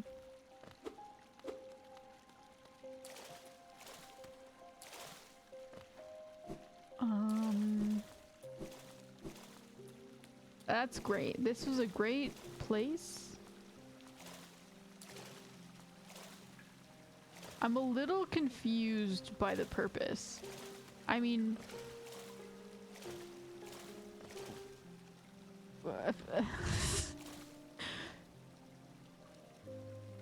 Yay! I talked to many bugs. I mean, I'll take the King's Idol. I will always take Geo's. I'm not gonna complain about that, but... it's also like...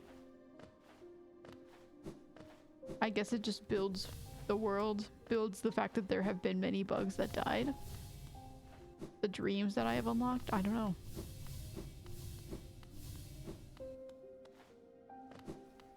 Oh. Ooh. Okay. Never mind, I take it back. It was more substantial. I was just missing it. I'm glad I went back and checked.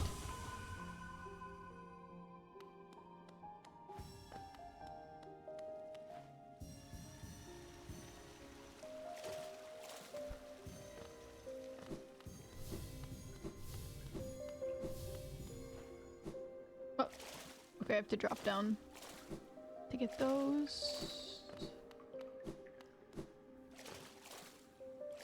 Just an example of the German accent, a funny little clip, I guess. I also tend to speak with a higher voice when I speak in a German accent. That's interesting. Because my, like, general, I guess, stereotype of Germans is that they speak in a lower pitch. Which is completely just because I don't know much about Germany or German people or German, the language in general.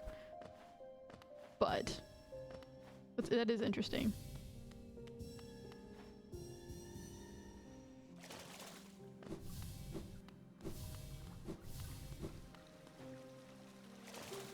But I guess if you're speaking English with a German accent, that could make you just sound more silly. In your mind. Sorry, I was trying to like tie the two in. That didn't work very well.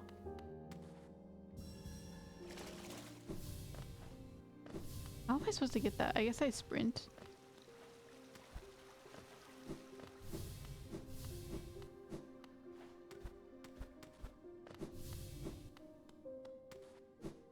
No! Yeah. I feel like generally when people are trying to be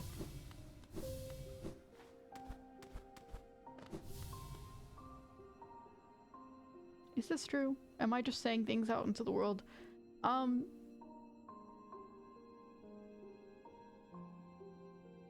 mean, obviously, if you're trying to be silly, you're gonna play with your voice somewhat, so. Okay, wait, if I just jump onto the wall and then jump off with a Z jump, it should be fine. That's just what I should have been trying to do the first time. Okay, or not.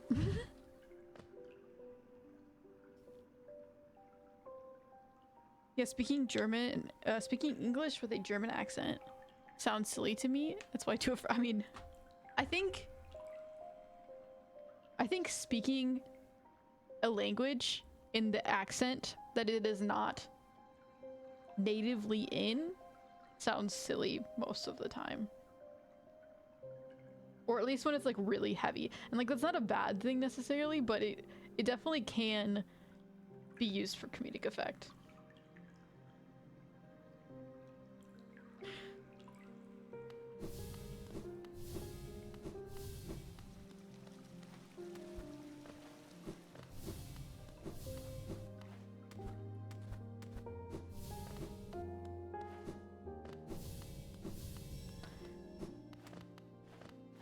And that's why I do it for fun. So when I do it, I also automatically speak louder and with a higher voice, like I said, just because I think it sounds more silly if I do that. Fair enough.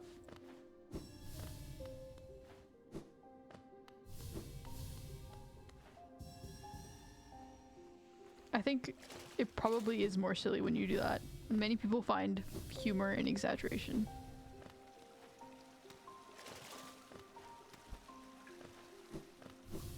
I love that clip though, to be honest. Gonna go watch it again now. I'm very curious what it's about. Like, I mean, you told me what it's about, but I'm curious what it is.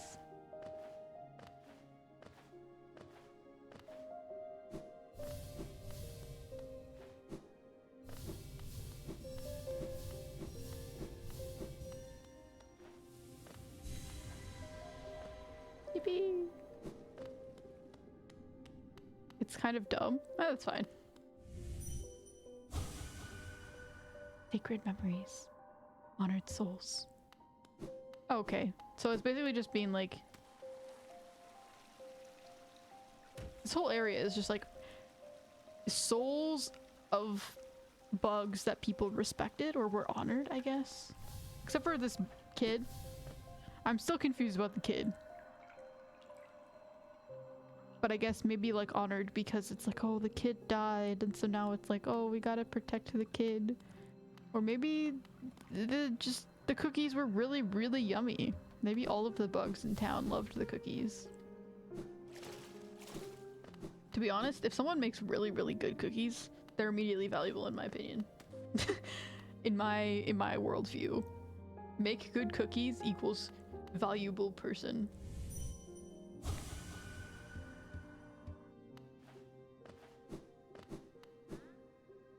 Cookies are very important to life. Wielder, you've returned. Let me see. Let me have a look at the dream now. So you've collected 300 essence. Yes, I can see the dreams of this old kingdom are starting to cling to you. Very encouraging. You've certainly made my dreary work here more exciting. Being the caretaker of this place hasn't been very stimulating, I can imagine. Although the pillows look quite comfortable. It's a very comfortable looking abode. I shouldn't complain though. Tending these graves and guiding the wielder, all penitence for old crimes. Certain things have to be kept in balance. Take this Take this trinket for your efforts and return with 500 essence. Keep up your tireless work. Pale ore. Interesting. I already have pale ore. Rare pale metal that emanates an icy chill. Prized by those who craft weapons. Maybe I need to go back to the weapon crafter and upgrade my nail. I don't know if I would be able to upgrade it again at the same place. But it's possible. Cause probably vendor, right? I don't remember where it was.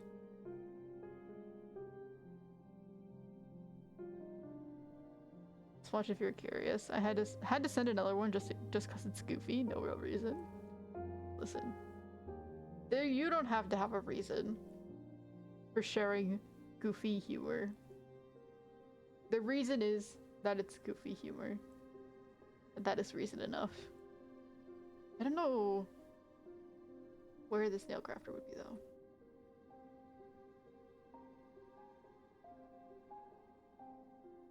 Have I really not explored the hive?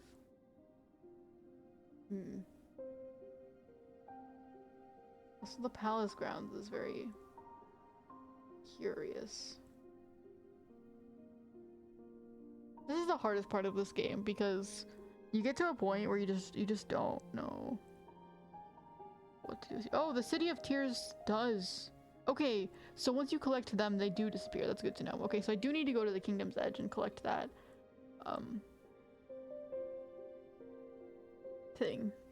tree. So I need to go teleport to the King's Station.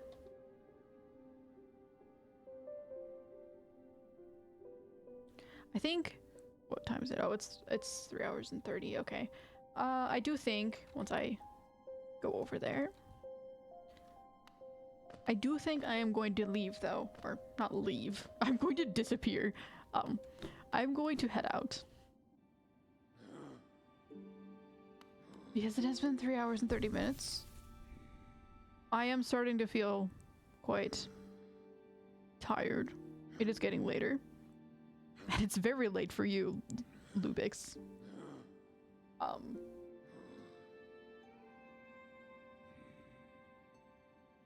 Yeah. You can just tell by that pause. My brain is dying very quickly. So.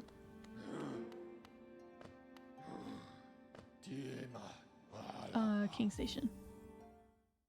What? I was gone for a second? Oh, I was just saying that I'm gonna be heading out. It has been fun. We have had many interesting discussions today. But it is quite late for both me and very late for you. And I'm getting tired. So, goodbye. Thank you for sticking around. It was worth sacrificing my sleep. I'm glad you think so. You might not think so in like 5 hours once you're once you are passed out on the floor, but anyways. I will be back at an unknown, unspecified time. I might stream again this week, honestly, because like I said, I have more time. And I do sort of want to keep playing that Genshin Rhythm game. Hello, and hello, and bye-bye. Unfortunately, I am, heading out. Sorry. Sorry, Kelly McFidge. Kelly, whatever your name is. I can't pronounce anything. Brain dead. Yes.